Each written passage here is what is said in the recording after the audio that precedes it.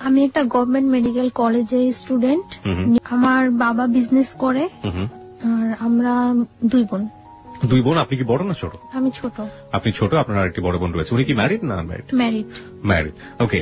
তো চলুন আপনার গল্পটা শুরু করি। ছায়া, কোথা থেকে শুরু করবেন? ছোটবেলাটা বিশেষ করে শহরেই বেশি কেটেছে। আমি স্টুডেন্ট হিসেবে মোটামুটি ভালোই ছিলাম, তার জন্য আমাকে শহরে পড়াশোনা করানোর জন্য শহরে রাখা হয়েছে। আমি মতিঝিল আইডিয়ালি স্টুডেন্ট ছিলাম। তো ওইখানে পড়াশোনা করতাম। ক্লাস 6 পর্যন্ত ওইখানে পড়ার পর আমি অসুস্থ হয়ে যাই। অসুস্থ হয়ে যাওয়ার পরে আমি আমার গ্রামে শিফট হই। শিফট হওয়ার পরে আমি আমাদের ওইখানে গভর্নমেন্ট গার্লসে ভর্তি হই। ওইখানে আমার পড়াশোনা হয়। আমি ক্লাস 5-এ বৃত্তি পেয়েছিলাম, ক্লাস 8-এও বৃত্তি পেয়েছিলাম, এবং ক্লাস 9-এ সায়েন্স থেকে পড়াশোনা। ওকে, এসএসসি আপনি সায়েন্স ব্যাকগ্রাউন্ড ছিল? Background science, SSC higher math সহ। বাহ বাহ বাহ। আমার ক্লাস যখন আমি 7-এ পড়ি তখন একটা ছেলে আমাকে খুব ডিস্টার্ব করে, অফার করে জাস্ট, কিন্তু তখন আমি এই ব্যাপারটা সম্পর্কে কোনো অবহিতই না, কিছুই আমি জানি না। আপনি ক্লাস 7-এ থাকা অবস্থায় আপনি ফিলিংসটাই বোঝেন না যে আসলে ব্যাপারটা কি। তখন আমার মাথার মধ্যে শুধু একটাই ইয়ে ছিল যে আমি পড়াশোনা পড়াশোনা পড়াশোনা, এর বাইরে কিছু তেমন কিছু না। এবং আমি খুব চঞ্চল ছিলাম, খুব চঞ্চল ছিলাম। আমার ফ্যামিলি ব্যাকগ্রাউন্ডে যত পার্সন আছে সবাই আমাকে খুব পছন্দ করতো। তারপর যখন আমি ক্লাস 7-এ যখন পড়ি তখন থেকে সবসময় আমার প্লেস ছিল 1। তো তারপর 7-এ যখন পড়ি তখন ওই ছেলেটা আমাকে ডিস্টার্ব করে, তখন আমি আমার বাসায় জানাই। ছেলেটা আসলে কে ছিল? ছেলেটা সম্পর্কে আমাদের একটু বলুন, যে আপনার পাড়ায় আশেপাশে থাকতো বা এরকম কিছু? আপনার বয়সের ডিফারেন্স কতটুকু ছিল? হ্যাঁ, আমার থেকে বয়সে 5 বছরের মতো ডিফারেন্স, কিন্তু ছোট ছিল আপনার 5 বছর? আমার 5 বছর বড় ছিল। আর ও পড়াশোনা সেরকম না, আমি ক্লাস 7-এ যখন পড়ি ও তখন ক্লাস 9-এ পড়ে। ওকে, ওর পড়াশোনার গ্যাপ ছিল, এবং এসএসসি কমপ্লিট হয়নি, ওর গ্যাপ ছিল।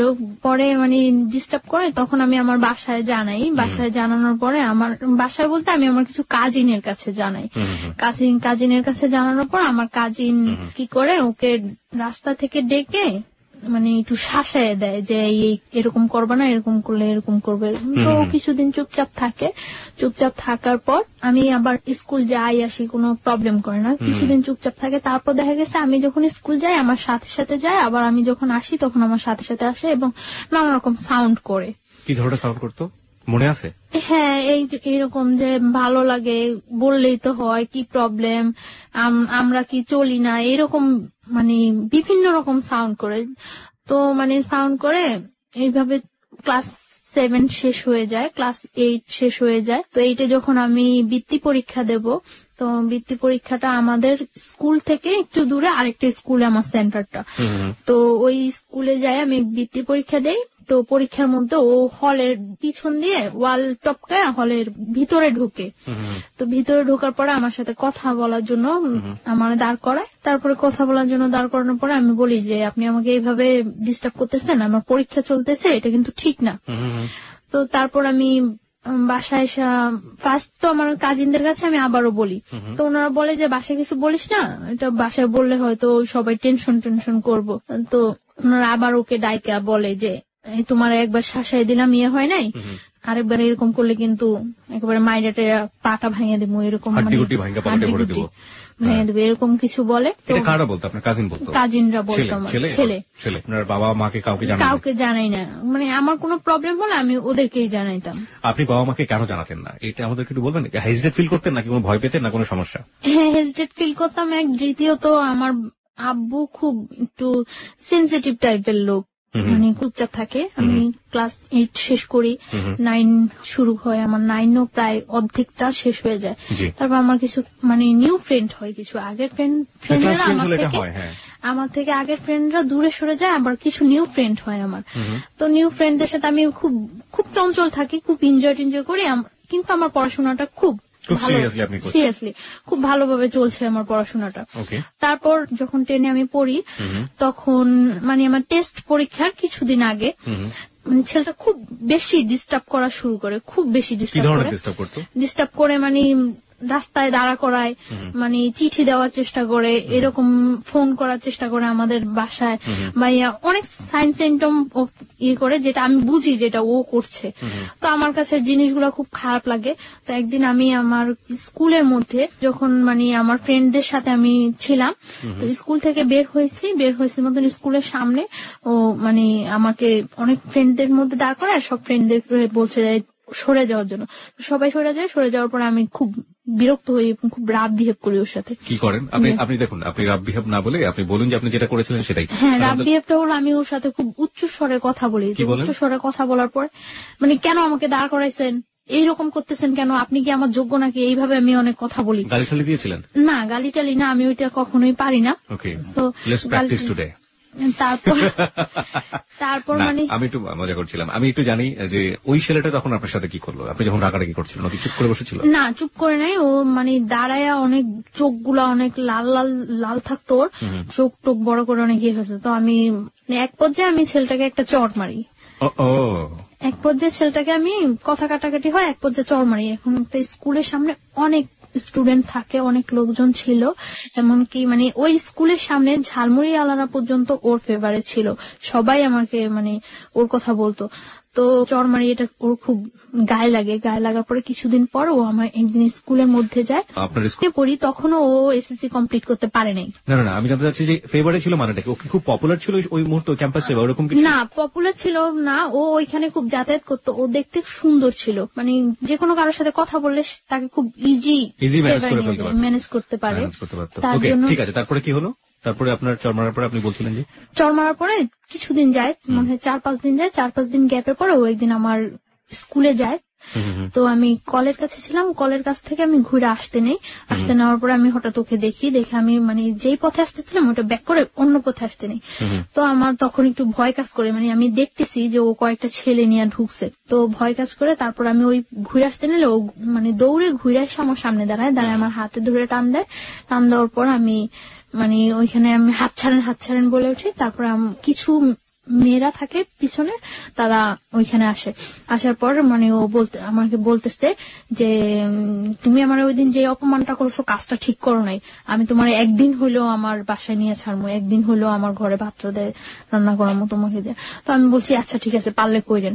এরকম কথা বলার পরে প্রেক্ষিতে মানে ও তখন চলে আসার পরে অনেক দিন যাবত গ্যাপ থাকে। আমার এসএসসি কমপ্লিট হয়ে যায়, ওকে আমি দেখি না। এসএসসি কমপ্লিট হয়ে যায়, আমি তো মনে করছি ও মনে হয় চলে গেছে, কোথাও ইয়ে হয়ে গেছে। এসএসসি কমপ্লিট হয়ে যায়, আমি ঢাকা আসি। আমি আগে আমাদের ওইখানে কলেজেই ভর্তি হই আর পরে ঢাকা আসি। তখন ওই ইয়ারের সিস্টেম ছিল মানে পয়েন্টেই ভর্তি করানোর জন্য ওই ইয়ার সিস্টেম হয়। তো আমি হোলি ক্রসে ভর্তি হই, ফার্মগেট হোলি ক্রসে ভর্তি হওয়ার পর আমি এখানে একেবারে শিফট হয়ে যাই ফার্মগেট হোস্টেলে। এখানে পড়াশোনা করে মাঝে মাঝে বাড়ি যাওয়া হয়, ঈদে বাড়ি যাওয়া হয়। এমনিতে ততটা বাড়ি যাওয়া হয় না, খুব ইয়ে থাকে আমার উপরে, খুব প্রেশার থাকে পড়াশোনার উপর যে আমার রেজাল্ট ভালো করতেই হবে। তো আমার চলছে, ভালোই পড়াশোনা চলছে। ইন্টার পরীক্ষা দেওয়ার পরে বাড়ি যাই অনেক দিন থাকি বাড়িতে, যতদিন পর্যন্ত রেজাল্ট না হয় বাড়িতে থাকি। রেজাল্ট হওয়ার কিছুদিন আগে আমি ঢাকা আসি মেডিকেলের জন্য কোচিনে এডমিট হই। তো এখানে কুসিন করার পরে মেডিকেল আমি এডমিশন দেই। মেডিকেলে এডমিশন দেওয়ার পরে আমার মেডিকেলে চান্স হয়। চান্স হওয়ার পরে ওইখানে ভর্তি হওয়ার কিছুদিন পরে ক্যাম্পাস বন্ধ হওয়ার পরে আমি বাড়ি যাই। ফার্স্টলি বাড়ি যাওয়ার পরে আমি আমার ওই ফ্রেন্ডদের সাথে এমনি কন্ট্রাক্ট হয়। এর মধ্যে একটা ফ্রেন্ড ঢাকায় এডমিট হয়েছে ইডেন কলেজে, তো ওর সাথে ভালো কন্ট্রাক্ট থাকে। তো বাড়ি যাওয়ার পরে সবার সাথে কন্ট্রাক্ট হয়। কন্ট্রাক্ট হওয়ার পর আমরা ঠিক করি যে একদিন টিচারের সাথে দেখা করবো। আমরা বাড়িতে যে হায়ার ম্যাথ যে টিচারের কাছে করতাম ওই টিচারের কাছে দেখা করবো। ওই টিচার হলো বরিশাল মদনমোহন কলেজের টিচারের সাথে দেখা করব। তো ওই টিচারের কাছে দেখা করার জন্য আমরা যাই, সকালবেলা যাই। ওই দিন আমি চলে আসবো ঢাকা, তার জন্য আমি সকালবেলায় যাই যে আমার বিকালে ঢাকা চলে আসতে হবে, বরিশাল থেকে আসার ওয়েটা বিকালে। তো আমি সকালবেলা যাওয়ার পরে মানে অনেকক্ষণ হয়ে যায়, আমার ফ্রেন্ডরা কেউ আসে না। তারপর আমি ফোন করি সবাই, কি ব্যাপার তোমরা আসো না কেন? বলতেছে আমাদের তো আজকে পিকনিক, তো একটা কাজ করি আমরা সবাই রেডি হয়ে আসি, দেখা করে চলে যাব। তো তো আমি বলতেছি আচ্ছা ঠিক আছে আসো, আমি কিছুক্ষণ ওয়েট করি। তারপর আসছে ওরা, আসার পরে ওরা বলতেছে আমাদের সাথে চল। আমি বলতেছি না, আমার তো আজকেই ঢাকা যেতে হবে, আর তাছাড়া আমি বাসায় বলে আসিনি, আমার আম্মু অনেক রাগ করবে, সবাই অনেক রাগ করবো, আমি বলে আসিনি, এটা কিছুতেই সম্ভব না যাওয়া। পরে বলতেছে আচ্ছা আমরা তো তোর বাসার সামনে দিয়ে যাব, তুই আমাদের সাথে চল, তোকে শিফট করে দিয়ে চলে যাবো আমরা। তো আমি আচ্ছা ওকে ঠিক আছে। তো আমি একটা মাইক্রো, ওরা এই মাইক্রোটাতে করে আসছিল, তো আমি ওই মাইক্রোতে, ওরা উঠে আমি পথ থেকে নেমে যাবো, তো আমি লাস্টে উঠি। ওঠার পরে আমি যখন মানে উঠে আমি নক করি, পরে ঘোরার পরে আমার আর কিছু মনে নেই। আচ্ছা আচ্ছা, এখানে যে কি হয়েছিল আমি কিছুই বলতে পারবো না, জাস্ট আমি একটা স্মাইলের মতো ফিল করছি। তারপর আমি আর কিছু মনে নেই, আমার সেন্স ছিল না। আমার যখন সেন্স আসে তখন সন্ধ্যার দিকে আমি ফিল করতেছি যে তখন সন্ধ্যা, জাস্ট আজান হচ্ছে এরকম সময়, এবং তখন আমি দেখতেছি যে আমি মাওয়া ঘাট ওভার করেছি, just Postogola bridge, Dhaka Postogola bridge. কিন্তু আমি তখন মুখে কিছু বলতে পারছি না, এবং কোনো কিছু আমি জাস্ট একবার কি দুইবার চোখ খুলে আবার চোখ অফ হয়ে গেছে, আমার অফ হয়ে গেছে। তারপর আমি আর কিছু বলতে পারবো না। যখন আমার সেন্স আসছে রাত্রে, তখন প্রায় 2:30 কি 3টা বাজে মনে হয়, আমি ওইরকম মনে হচ্ছিল আমার কাছে 2:30 কি 3টা বাজে। তখন আমি যে জায়গা, ওই জায়গাটা টাঙ্গাইল, মানে আমি ব্যাক আসার সময় দেখেছি যে ওটা টাঙ্গাইল, কিন্তু তখন আমি জানি না ওইটা যে টাঙ্গাইল। আমি একটা বাসায় আছি, ওই বাসায় অনেক লোকজন আছে, এবং আমি এর মধ্যে যখন আমি মাওয়াতে পোস্তকলা ব্রিজ, মাওয়া ঘাট যখন শেষ হলো, পোস্তকলা ব্রিজে যখন আমি চোখ খুললাম, তখন আমি দেখছি যে আমার পাশে ওই ছেলেটা বসা, সামনে আরেকটা ছেলে বসা, মাইক্রোতে 2টা ছেলে, আর আমি সামনে যে ছেলেটা বসা, ওই ছেলেটাকে আমি কখনোই দেখি নাই, আর আমার সাথে পরিচিত না ছেলেটা। আপনি কি মাইক্রোতে তখন আপনি মাইক্রোর ভিতরে? তখন আমি এর মধ্যে যে 2বার চোখ খুললাম, তখন আমি দেখতে পেয়েছি যে আমার সামনে ছেলেটা ড্রাইভারের পাশে বসা, যাকে আমি কখনোই দেখিনি এর আগে, আর আমার পাশে ওই ছেলেটা। এবং তারপর তো রাত্রে আমি যেই বাসায়, যখন আমার সেন্স আসে তখন আমি ওই বাসায়, এবং আমি দেখি যে আমার চারপাশে অনেক লোকজন, ওই বাসার অনেক মেম্বার, বাট আমি তাদের কাউকে তো কখনোই দেখিনি, চিনিও না। তারপর আমি জিজ্ঞাসা করলাম যে আমি এখানে কেন আসছি এবং কিভাবে। তারপর বললো যে তুমি এখানে কোনো শব্দ করবে না, সাউন্ড করবে না, এখানে যদি কোনো সাউন্ড করো তোমারই কিন্তু প্রবলেম হবে, তো এখানে কোনো সাউন্ড টাউন্ড করবে না, চুপচাপ শুয়ে আছো, শুয়ে থাকো। তারপর বললাম যে কেন আমি চুপচাপ শুয়ে থাকবো, আমি এইখানে আসলাম কিভাবে, আমি তো এখানে আসার না, আমার তো আজকে ঢাকা যাওয়ার কথা। তারপর বলতেছে তুমি ঢাকায় আসো, প্রবলেম নাই। ওই বাসায় একটা মহিলা বলতেছে আমাকে, তুমি ঢাকায় আসো, প্রবলেম নাই, চুপচাপ শুয়ে থাকো, আমরা কিন্তু লোক বেশি ভালো না, বেশি সাউন্ড করবা একেবারে জবাই করে দেবো। তো আমি তারপর চুপচাপ শুয়েছিলাম। সকাল হওয়ার পর আমি দেখলাম যে ওই ছেলেটা আসছে ওই বাসায়, ওই বাসায় ছিল না, আমি ছিলাম ওই বাসায়, আসছে। এবং আসার পরে মানে এতক্ষণ তো আমি সবার সাথে কন্টিনিউ ছিলাম, আসার পরে আমাকে একটা রুমে আলাদা করে মানে বসিয়ে আমার হাত পা বেঁধে দেওয়া হয়েছে। বেঁধে তারপরে ও বলতেছে এবার বুঝছো আমার সাথে খারাপ ব্যবহার করার কি ফল, আমি তো তোমার আগেই বলছিলাম যে আমার সাথে রাফ বিহেভ করে কিছু করতে পারবো না, আমার সাথে খারাপ ব্যবহার করার ফল বুঝছো। পর আমি বলছি যে আপনি কেন নিয়ে আসছেন আমাকে এখানে। পরে বলতেছে দেখো আমি তোমার নিয়ে আসছি, আমি তোমার কোনো ক্ষতি করবো না, তুমি আমাকে বিয়ে করো, সবকিছু ঠিক হয়ে যাবে, তুমি বিয়ের কন্ডিশনে তুমি যেটা বলবো সেটাই ওকে। পরে আমি বলছি কেন আমি আপনাকে বিয়ে করব, আমি তো আপনাকে বিয়ে করার প্রশ্নই জাগে না, আপনি নিজের অবস্থানটা আর আমার অবস্থানটা চিন্তা করেন, আমি একটা মেডিকেল স্টুডেন্ট আর আপনি একটা, যে কোনো ওয়েই নেই আমার সাথে আপনার বিয়ে হওয়ার মতো, আমি কেন আপনাকে বিয়ে করবো, আপনি যে আমাকে এখানে তুলে নিয়ে আসছেন, এটা যদি কেউ জানে আপনার যে কি অবস্থা হবে একবার চিন্তা করছেন। পরে বলতেছে আমি তো তোমাকে তুলে নিয়ে আসছি, এটা তো কেউ জীবনে জানবো না, সবাই তো জানে তুমি আমার সাথে পালায় চলে আসছো। আমি বলছি হোয়াট, আমি আপনার সাথে পালায় আসছি মানে। পরে বলতেছে তোমাকে আমি নিয়ে আসছি তখন সকাল 8:30, আর 9:30 মধ্যে অত্র এলাকার এমন কোন লোক নেই যে জানে যে তুমি আমার সাথে পালায় আসছো। আমি মানে কি। পরে বলতেছে তুমি তো এটাই বুঝলা না আমি যে কি করতে পারি, তোমাকে আমি নিয়ে আসার পরে আমার বন্ধু বান্ধব হইতে সবাই এলাকায় পাবলিশ করে দিছে যে তুমি আমার সাথে পালায় আসছো, আর তোমার সাথে যে আমার আগে থেকে একটা হইতেছিল এটা তো সবাই জানে। পরে আমি বলতেছি আশ্চর্য, এই কথা কেউ বিশ্বাস করবো না যে আমি আপনার সাথে পালায় আসছি, আমি আপনার সাথে পালায় আসতে যাবো কেন। পরে বলতেছে কেউ বিশ্বাস করবে না, কিন্তু করানো হয়েছে, সবাই এখন জানে যে তুমি আমার সাথে পালায় আসছো, বিশ্বাস করো না। তারপর ও কয়েকটা নাম্বারে ফোন দিল, ফোন দিয়ে সবাই একই কথা বলতেছে মানে ওর পরিচয়টা ও না দিয়ে জিজ্ঞাসা করতেছে যে ওই মেয়েটার সম্পর্কে এই কথাটা শুনলাম, ওই মেয়েটা নাকি পালাই গেছে, এরকম এরকম সবাই একই কথা বলতেছে, হ্যাঁ মেয়েটা পালাই গেছে, কত খারাপ মেয়ে, বাবা কত কষ্ট করে পড়াশোনা করেছে, খুব বিশ্রী বিশ্রী কমান্ড করতেছে সবাই আমার সম্পর্কে। আমি কান্না শুরু করে দিচ্ছি, পরে বলছে কান্না করে কোনো লাভ নেই, যা হওয়ার হয়ে গেছে, তুমি মাইনে নাও, বিয়ে করো। আমি জীবনেও না। তারপর ও চলে গেছে, চলে যাওয়ার পরে দুপুরে আমাকে খাইতে দিচ্ছে, এই পর্যন্ত আমাকে কোনো কিছু খাইতে দেয়নি, দুপুরে আমাকে ওই বাসায় খাইতে দিছে শুটকি, বেগুন, ভাত খাইতে দিছে, যা আমি কখনোই খাইনি এর আগে। খাইতে দেওয়ার পর আমি খাই নাই, না খাওয়ার পরে ও এসে আমার বলতেছে সোজাসুজি খাও, না হলে কিন্তু মারবো। আমি বলছি আপনি আমাকে মারবেন কেন, আপনি মারার কি আমাকে, আমাকে আমার বাবা মা পর্যন্ত কখনো টাচ করে নেয়, আর আপনি মারবেন। পরে বলতেছে আমি মার কে তুমি দেখবা। পরে বলছে খাও। পরে আমি বলছি না আমি খাবো না, আমি এই খাবার খাবো না। পরে বলছি কি খাইবা, আমি বলছি আমি কিচ্ছু খাবো না, আমার বাড়িতে নিয়ে আসেন, আমার বাড়িতে দিয়ে আসেন। আপনারা আমার বাড়িতে না দিয়ে আসেন, আমার বাড়ি কারোর সাথে কন্ট্যাক্ট করতে দেন, সে এসে আমার বাড়ি থেকে লোকজন এসে আমাকে নিয়ে যাবো। ইম্পসিবল, তুমি তো তোমার বাড়ি থেকে আর কখন জীবনেও কন্ট্যাক্ট করতে পারবে না, তুমি আর জীবনেও তোমার বাড়ি কারোর কাছে যাইতেও পারবে না, কন্ট্যাক্ট করতে পারবে না। তারপর চলে গেছেন, তো আমি আর কি বলবো, চুপচাপ ছিলাম, আমি খাইনি। তারপর রাত্রে আবার আসছে, রাত্রে এসে বলছে তুমি চিন্তা করছো, ডিসিশন নিছো কি করবা। আমি বলছি ডিসিশন নেওয়ার কিছু নেই, আমার পক্ষে আপনাকে বিয়ে করা সম্ভব না, আর আগে তো যা ছিল এখন তো আরো আগে সম্ভব না, আপনি কত বড় একটা অপরাধ করছেন, আপনি আমার তুলে নিয়ে আসছেন না জানে, তারপর আনছেন টানছেন সবার কাছে আবার এটা প্রকাশ করে দিচ্ছেন আমি আপনার সাথে পালাই আসছি, কত খারাপ কাজ করছেন, ইম্পসিবল, আমি আপনাকে কখনোই বিয়ে করবো না। পরে বলতেছে তুমি বিয়ে করবা, পরে তুমি আমার সাথে সংসারও করবা, আমার কাছেই থাকবা তুমি। বলছে না আমি কখনো এই কাজ করবো না, আমি আপনার বিয়ে করবো না, আপনি যদি আমার মায়েরাও ফেলান তারপর আমি আপনাকে বিয়ে করবো না। তারপর বললো মায়েরা ফেললো বিয়ে করবো না, না আমি বলছি না করবো না। তারপর বলতেছে যে খাও, এখন ডিম ভাজি আর ভাত নিয়ে আসছে খাওয়ার জন্য। যে জায়গায় নিয়ে গেছে ওই ফ্যামিলিটা তো এস্টাবলিশড ফ্যামিলি না, কিন্তু মানে লোকগুলা খুব ভালো না, এটা আমার কাছে আমি ফিল করতে পারছি যে লোকগুলো খুব ভালো না। তারপর বলছে খাইবা না, পরে আমি বলছি না খাবো না। তারপরে তখন আমার অনেক মানে চুল ছিল, বড় চুল ছিল, আমি তখন বোরকা পরি না, চুল ছিল। তখন বলতেছে যে এখন যদি আমি তোমার চুলগুলি সব কাটে দিই তারপর কি তুমি খাইবা।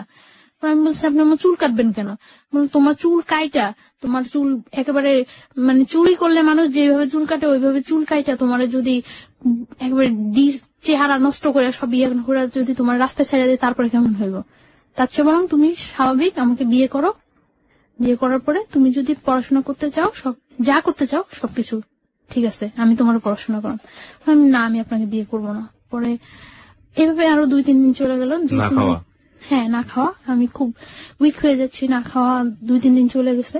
2-3 দিন চলে যাওয়ার পরে টর্চার করা শুরু করলো। টর্চার বলতে কি এমনিতে কোনো টর্চার না, জাস্ট চড় মারতো, আর আমার মানে পা বাঁধা এইভাবে বাইধা রাখছিল, তো পায়ের নখের মধ্যে পাড়া দিয়ে দাঁড়ায় থাকতো, যেটা খুব পেন ফিল হতো, কারণ নখ খুব সেন্সিটিভ জায়গা, ওইখানে পাড়া দিলে খুব পেন ফিল হতো। তখন আমি মানে চিল্লাইতে চাইলে মুখ বন্ধ করে ধরে রাখতো।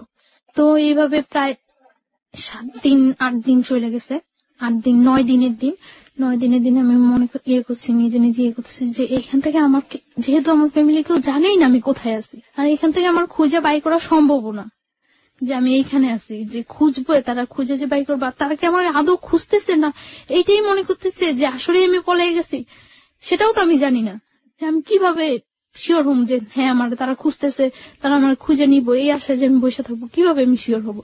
তারপর আমি ইয়ে করলাম যে না আমি ওর ওয়েতে রাজি হয়ে যাই, তবে কিছু কন্ডিশন দিয়ে।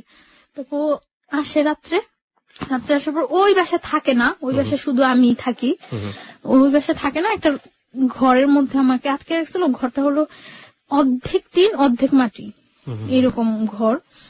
তো আমি তারপর আসার পরে আমি বলছি আচ্ছা ঠিক আছে আমি আপনার বিয়ে করতে রাজি, তবে সত্য আছে।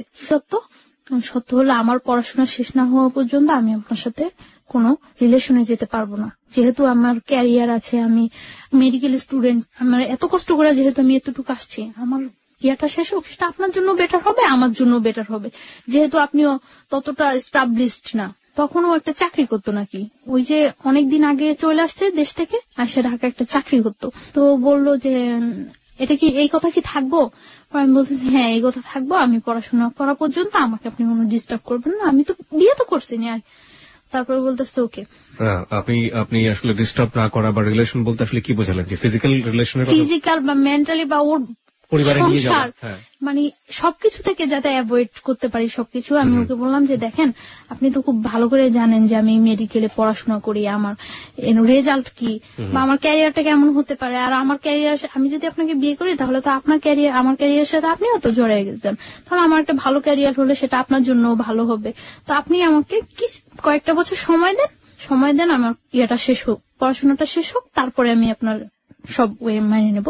সেই পর্যন্ত আপনি আমাকে কোন রকম জোড়াজুড়ি বা কোন রকম ইয়ে করতে পারবেন না। পরে বলতেছে আচ্ছা ঠিক আছে। তারপর মানে ওই দিন রাত্রে চলে যায়, সকালে ও একজন লোক নিয়ে আসে। লোকটাকে, এটা কি কাজী না উকিল না কি আমি কিছুই জানি না, একটা লোক নিয়ে আসে, স্টাম্প নিয়ে আসে। স্টাম্পের মধ্যে ওই লোকটা আমার একটা ছবি তোলে আর ওর একটা ছবি তোলে, দুইটা ছবি পাশাপাশি রেখে পিন আপ করে দেয়। পিন আপ করে ওই লোকটা স্টাম্পে যে কি লেখে সেটাও আমি জানি না, জাস্ট স্টাম্পের মধ্যে আমি সই করে দেই। তাও আমি মানে সই করার সময় ভাবতেছি যে আমি কি সই করব না করব না, ওটা সারা জীবনের প্রশ্ন, কি করব আমি। তখন আমি সই করার সময় ভাবতেছি, তখন ও আমার একটা চড় মারলো লোকটার সামনে একটা চড় মারার পরে বলতেছে যে আগেই তো কথা হয়ে গেছে, এখন আবার এরকম করার কি আছে। লোকটা মনে করতেছে না যে আমি তোমার জোর করে নিয়ে আসছি। পরে আমি আমার ফুল নেমটা অর্ধেক লেখি আর বাকিটা লেখি না। ওকে, ফুল নেমের অর্ধেক লিখি, ও সই করে দেয়। সই করে দেওয়ার পর ওই দিনই মানে সকালে 8টার দিকে ইয়ে হয়, 9টার দিকে ওই বাসা থেকে বের হয়ে নিয়ে আসে। বাসা থেকে বের হওয়ার পরে যখন বাসে উঠি তখন দেখি যে এটা টাঙ্গাইল। তো ঢাকা নিয়ে আসার পরে আমি ওই দিনই আমি আমার হোস্টেলে আমি বলি যে আমি আমার হোস্টেলে চলে যাই, আপনার সাথে বিয়ে তো হয়ে গেছে, জাস্ট আমি হোস্টেলে উঠি। হোস্টেলে ওঠার পরে 2-3 দিন ভালো যায়, কোনো ইয়ে করে না। আমি আমার ফ্যামিলির সাথে যোগাযোগ করার চেষ্টা করি যে কি করব আমি এখন। আমার ফ্যামিলির সাথে যোগাযোগ করার জন্য অনেক চেষ্টা করি, বাট আমার ফ্যামিলির সাথে কোনো কন্ট্যাক্ট করতে পারি না। কেন পারেন না? মানে বাড়ির যে নাম্বারটা, ওই নাম্বারটা অফ থাকে, ওই নাম্বারটা অফ, আর অন্য কোনো নাম্বার আমার কাছে মনে নেই, আমার মানে ইয়ে থাকে না। তারপর আমি অনেক ট্রাই করার পরে আমি আমার মানে দুলাভাইয়ের সাথে, বোনের হাজবেন্ডের সাথে যোগাযোগ করি। যোগাযোগ করার পরে উনি বলতেছে যে আচ্ছা যা হয়েছে তো হয়ে গেছে, কেউ বিলিভ করে না যে তুমি ইয়ে করছো, তোমার নিয়ে গেছে, সবাই এটাই বিলিভ করে। আর দেখো গ্রাম তো, সমাজ তো, সবাই একটাই জিনিস বিশ্বাস করে যে তুমি ইয়ে করছো, চলে গেছো। আর এখন যদি তুমি ফিরে আসো, এটা মানে কেউ মাইনে নিব না, এটা সবাই তোমার বরং ধিক্কার দিব। তো আমি তারপর বুঝে অনেক বলি, বলার পরে আমি ট্রাই করি আমার ফ্যামিলির কাছে ফিরে যাওয়ার জন্য, কিন্তু তারা কেউ আমাকে নেওয়ার ইয়ে করে না। তখন আমার যে দুলাভাই, ওনার সাথে আমার বোনের জাস্ট ইয়ে হয়, এঙ্গেজ হয়, বিয়ে হয় না। তখন বলে যে দেখো এইটার কারণে হয়তো তোমার বোনের অনেকটা ফিল করতে হতে পারে। তো উনি এই কথা বলার পরে আমি মানে চুপচাপ থাকি। তারপর উনি বলে যে তুমি যেভাবে আসো ওইভাবে থাকো, তোমার যতটা হেল্প প্রয়োজন সব আমি করব, কেউ ইয়ে করবে না, তোমার হেল্পের প্রয়োজন আমি, যতটা ইয়ে করার প্রয়োজন আমি করব, তুমি পড়াশোনা করতে থাকো, আমি ট্রাই করব তোমাকে যথাসম্ভব বাহিরে পাঠিয়ে দেওয়ার জন্য, কারণ তুমি বাহিরে গেলে গিয়ে তো ওরা আয়ত্তার বাইরে চলে যাবে। জানালেন না ব্যাপারটা? হ্যাঁ জানাই, কিন্তু তারা কেউ আমাকে নেওয়ার জন্য আগ্রহ ফিল করে না। আপনি আমাকে একটু বলেন তো, খুলেই বলেন যে আপনি ফার্স্ট কখন বাবা মাকে জানালেন, কি রিয়াক্ট করলো, আমি একটু জানতে চাই। This is a very important part of this story. হ্যাঁ, আমি যখন মানে ঢাকা আসি, হোস্টেলে উঠি, হোস্টেলে ওঠার পরে তখন আমার কাছে কোনো টাকা পয়সা কিছুই থাকে না। তো হোস্টেলে ওঠার 2-3 দিন পরে আমি আমার একটা ফ্রেন্ডের নাম্বার থেকে আমার বাড়িতে ফোন করি। ফোন করার পরে বাড়ির নাম্বারটা অফ। এভাবে আরো 4-5 দিন চলে যায়, আমি কারোর সাথে কন্ট্যাক্ট করতে পারি না। তারপরে আমি হঠাৎ একদিন আমি আমার বই নাড়তেছি, বইয়ের মধ্যে আমার ওই দুলাভাইয়ের নাম্বারটা পাইছি। পাওয়ার পরে আমি আমার দুলাভাইয়ের কাছে ফোন দিছি। দুলাভাইয়ের কাছে ফোন দেওয়ার পরে ভাইয়াকে আমি সব বললাম। আপন দুলাভাই এটা? হ্যাঁ। ওকে। সবকিছু বলার পর আমার ভাইয়া বলল যে কেউ আমাকে এখন নেওয়ার জন্য প্রস্তুত না। তারপর আমি আমার মার সাথে কথা বললাম, তারাও কোনো ইয়ে করতেছে না যে তুমি যা হয়েছে তুমি চলে আসো, আমরা তোমার আবার নতুন করে পড়াশোনা করো, আমাদের কাছে রাখবো, কোনো ইয়ে হবে না। কিন্তু তারা কেউ এরকম কোনো, সবার একটাই ক্ষোভ আমি চলে আসছি, সবাই জানে যে আমি পালাই আসছি, কিভাবে আসলাম, এতটা ইয়ে করলো তারা আমার জন্য। সবাই আমাকে খুব ঘৃণা করে, তখন আমি ফিল করি যে সবাই আমাকে খুব ঘৃণা করে। তখন আমার মধ্যেও রাগ হয় যে আমি এতটা তাদেরকে সাপোর্ট দিছি, তারা যেইভাবে চাইছে আমি ঠিক ওইভাবে পড়াশোনা করছি, ওইভাবে ইয়ে হয়েছি। এই মানুষগুলো আমাকে এতটা ভালোবাসতো, আর সামান্য কয়টা দিনের ব্যাপারে এই মানুষগুলো আমার এতটা অবিশ্বাস করে, আমার মধ্যেও খুব রাগ হয় তখন। যে আমি বারবার ফোন করতেছি, বারবার চেষ্টা করতেছি তাদের কাছে যাওয়ার জন্য, কিন্তু কেউ রেসপন্স করতেছে না। একটা লোক বলতেছে না যে আচ্ছা তুমি আসো বা আমরা আসতেছি তোমার নিয়ে যাব। তো চলে যাওয়ার পর এইভাবে চলতে থাকে কিছুদিন। তো 31st নাইট আমি সন্ধ্যার পরে বাসায় ফিরছি, তো আমি কিছু চকলেট কিনি। তো চকলেটের দোকানে যাওয়ার আগেই ও বলতেছে যে আজকেই বলে দেব নাকি সামনের বছর পর্যন্ত ওয়েট করব। তো ও বলতেছে, তখন আমি চকলেট কিনা আসার সময় ওর হাতে ওর একটা চকলেট মানে দূর থেকে এভাবে ধরে দিছি, দিয়ে বলতেছি যে কারোর জন্য কি কখনো কিছু ওয়েট করে, সবকিছু সময় মতোই বলতে হয়। আর এই যে একটা বছর গেছে গিয়ে, এরকম একটা বছরের মতো একটা জীবনও চলে যেতে পারে। সো কারোর জন্য কখনো কিছু ওয়েট করানো উচিত না।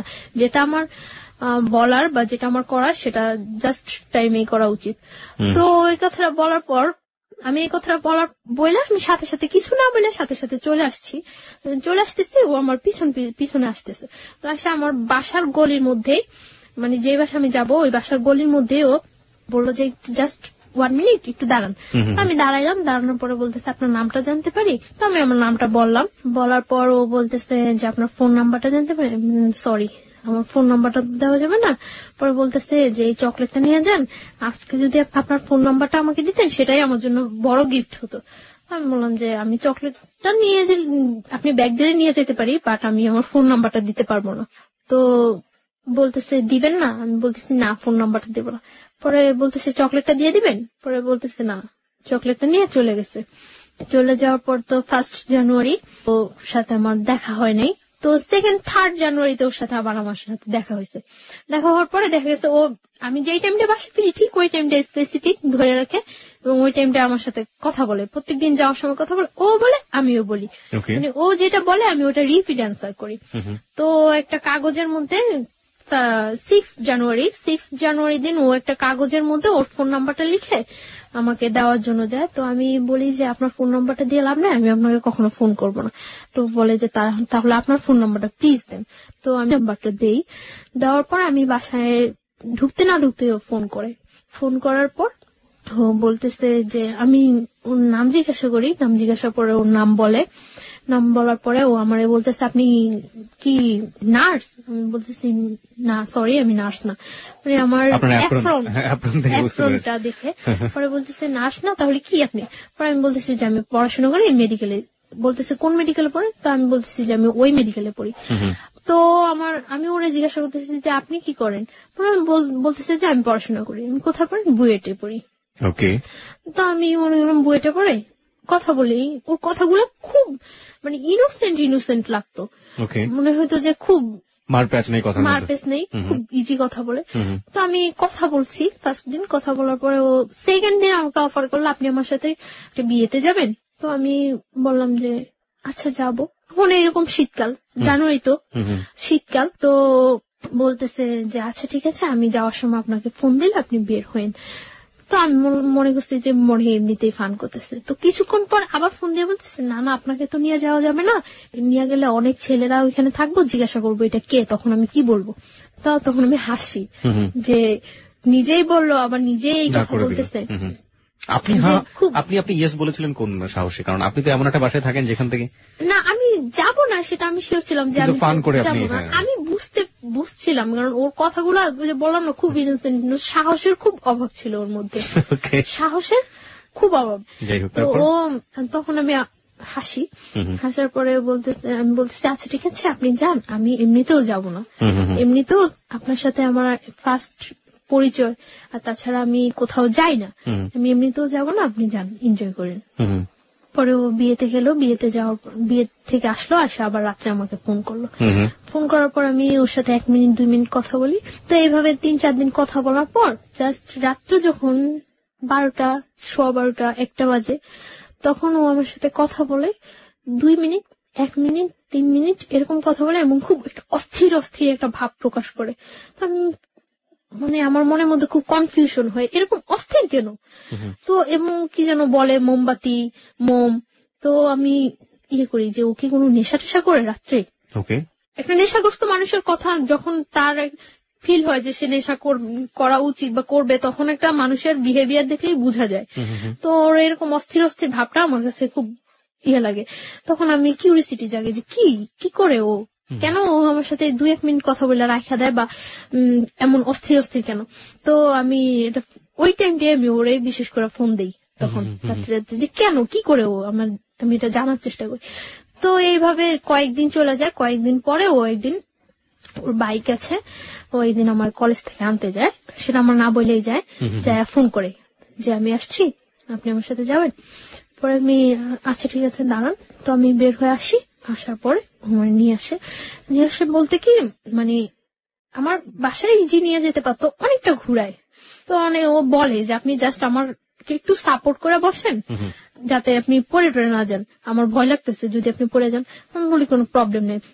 মহাখালীর দিকে নিয়ে যায়, তো মহাখালী ফ্লাইওভার অনেক রাফ ড্রাইভ করে, জাস্ট এরকম একেবারে কাত হয়ে যায় একটু ধরার জন্য আপনাকে, মানে এরকম রাফ ড্রাইভ করতেছে। এমনিতেও ও সবসময় রাফ ড্রাইভ করে, একটু সুযোগ পাইলেই, রাস্তা একটু ফাঁকা পাইলেই এরকম করে। তো ফ্লাইওভারের উপরে একেবারে কাত হয়ে গেছে, তখন আমার কাছে একটু ভয় লাগছিল, তখন আমি এরকম কাঁধের উপর হাতটা রাখি।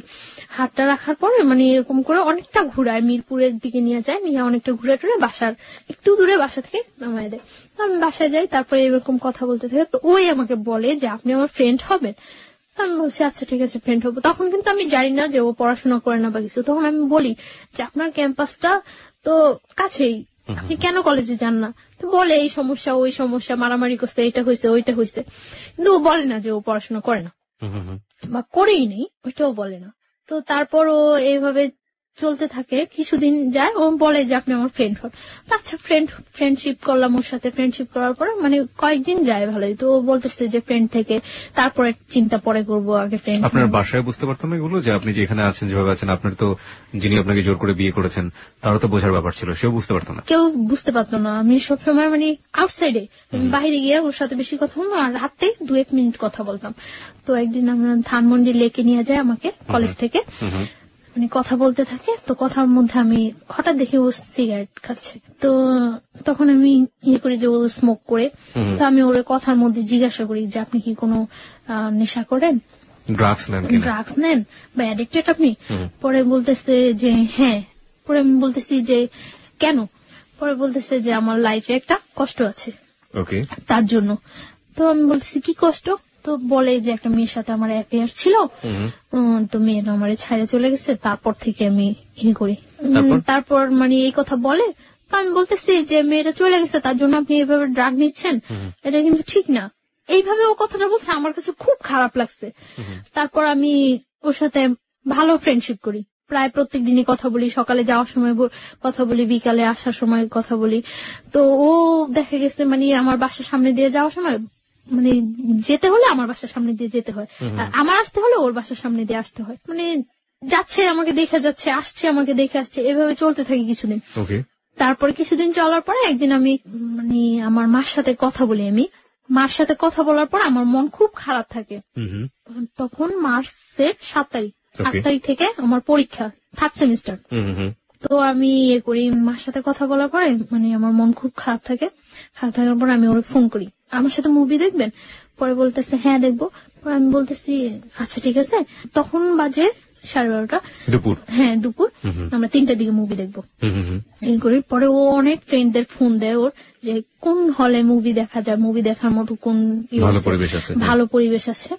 তখন মানে স্টার্স নেটফ্লিক্সে, তো সিটিতে নিয়ে আসে আমাকে। বাসা থেকে বের হই 2টার দিকে। তো আসার পরে লাল টিপ মুভিটাই হয়।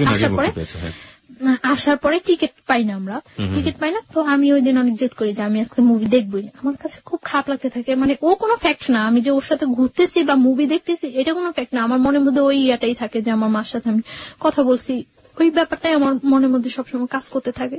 টিকিট পাই না, টিকিট না পাওয়ার পরে 7টা শো টিকিট ইয়ে করে, আচ্ছা প্রবলেম নেই 7টাই দেখবো।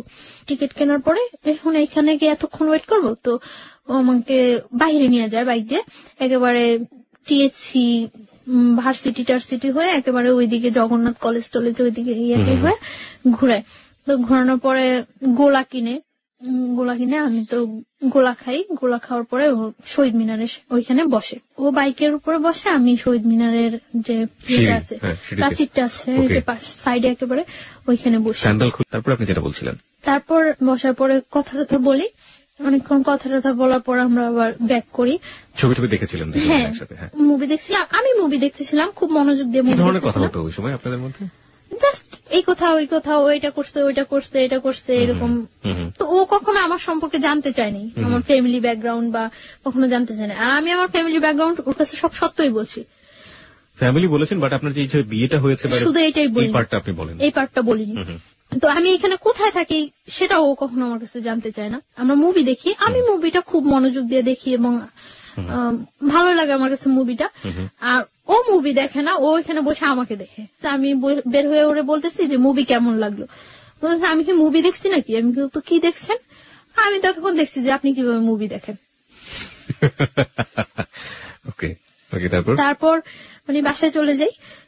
বাসায় চলে যাওয়ার পর মানে আমরা বাইরে খাইটা বাসায় চলে যাই। চলে যাওয়ার পর ও রাত্রে আমাকে 1:30টার দিকে ফোন দেয়, আমি পড়তে থাকি, তখন ফোন দিয়ে ও আমাকে মানে একসাথে মনে হয় যে আমরা শীট দেখলে মুখস্থ করে পড়া বলি না টিচারদের কাছে, একসাথে ওরকম মনে হয় যেন কোনো শীট মুখস্থ করে একসাথে ও আমাকে বলে যে আমি তোমাকে পছন্দ করি, এরকম এরকম এরকম সব একসাথে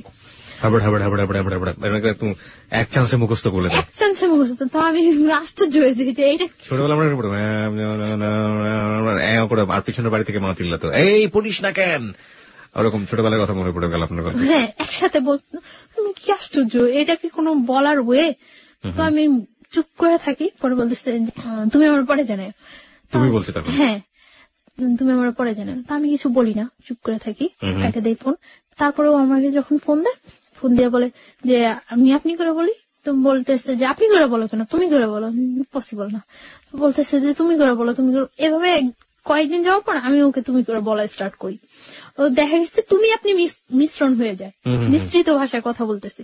তো ও হাসতো মিশ্রিত ভাষায়। এইভাবে কয়েকদিন যাওয়ার পরে মানে ওর সাথে এক পর্যায়ে কি রিলেশন হয়ে যায়, অ্যাফেয়ার হয়ে যায় আমার সাথে। এবং ওর কথাগুলি আমার খুব ভাল লাগে, যখন কথা বলে আমার খুব ভালো লাগে। আমি অবাক হয়ে তাকিয়ে থাকি যে ও কথা বলে, কিন্তু খুব স্বাভাবিক ভাষায়, সাবলীল শুদ্ধ ভাষায় কথা বলে তা কিন্তু না, নর্মাল কথা বলতেছে, কিন্তু আমার কাছে খুব ইনোসেন্ট লাগে। তার জন্য আমি ওর কথায় খুব ইয়ে হয়ে যায়। কিন্তু ও যে মানে ফলস বলতেছে, মিথ্যা বলতেছে, আমি ফিল করি, এটা আমি অনেক কিছু আমি ফিল করতে পারি। মিথ্যা বলছে আপনি ফিল করতে পারছেন? ফিল করতে পারি, কিন্তু আমার কাছে তারপরেও ভালো লাগে এই কথাগুলো। কারণ ওই সময়টা আমার কেউ ছিল না, আমার পাশে একটা লোক যে আমি তার সাথে ইয়ে করবো, এনজয় বলতে আমার লাইফটাই খুব ইয়ে ছিল। যতক্ষণ ওর সাথে থাকতাম বা কথা বলতাম আমার কাছে খুব ভালো লাগতো। সমুদ্রের মধ্যে মানুষ যখন পড়ে এবং সে যদি সাঁতার না জানে, হাতের কাছে যাই পাবে সেটা কি সে অবলম্বন করবে, সেটা খড়কুটোই হোক আর যাই হোক। গল্পটা শোনার পর আসলে তাই মনে হচ্ছে। শুনুন তারপর। তো এইভাবে কয়েকদিন যায়, অ্যাফেয়ার ওর সাথে আমার ভালো একটা রিলেশন হয়ে যায়। ও আমাকে মানে শিফট করে নিয়ে যায়, দিয়ে যায়।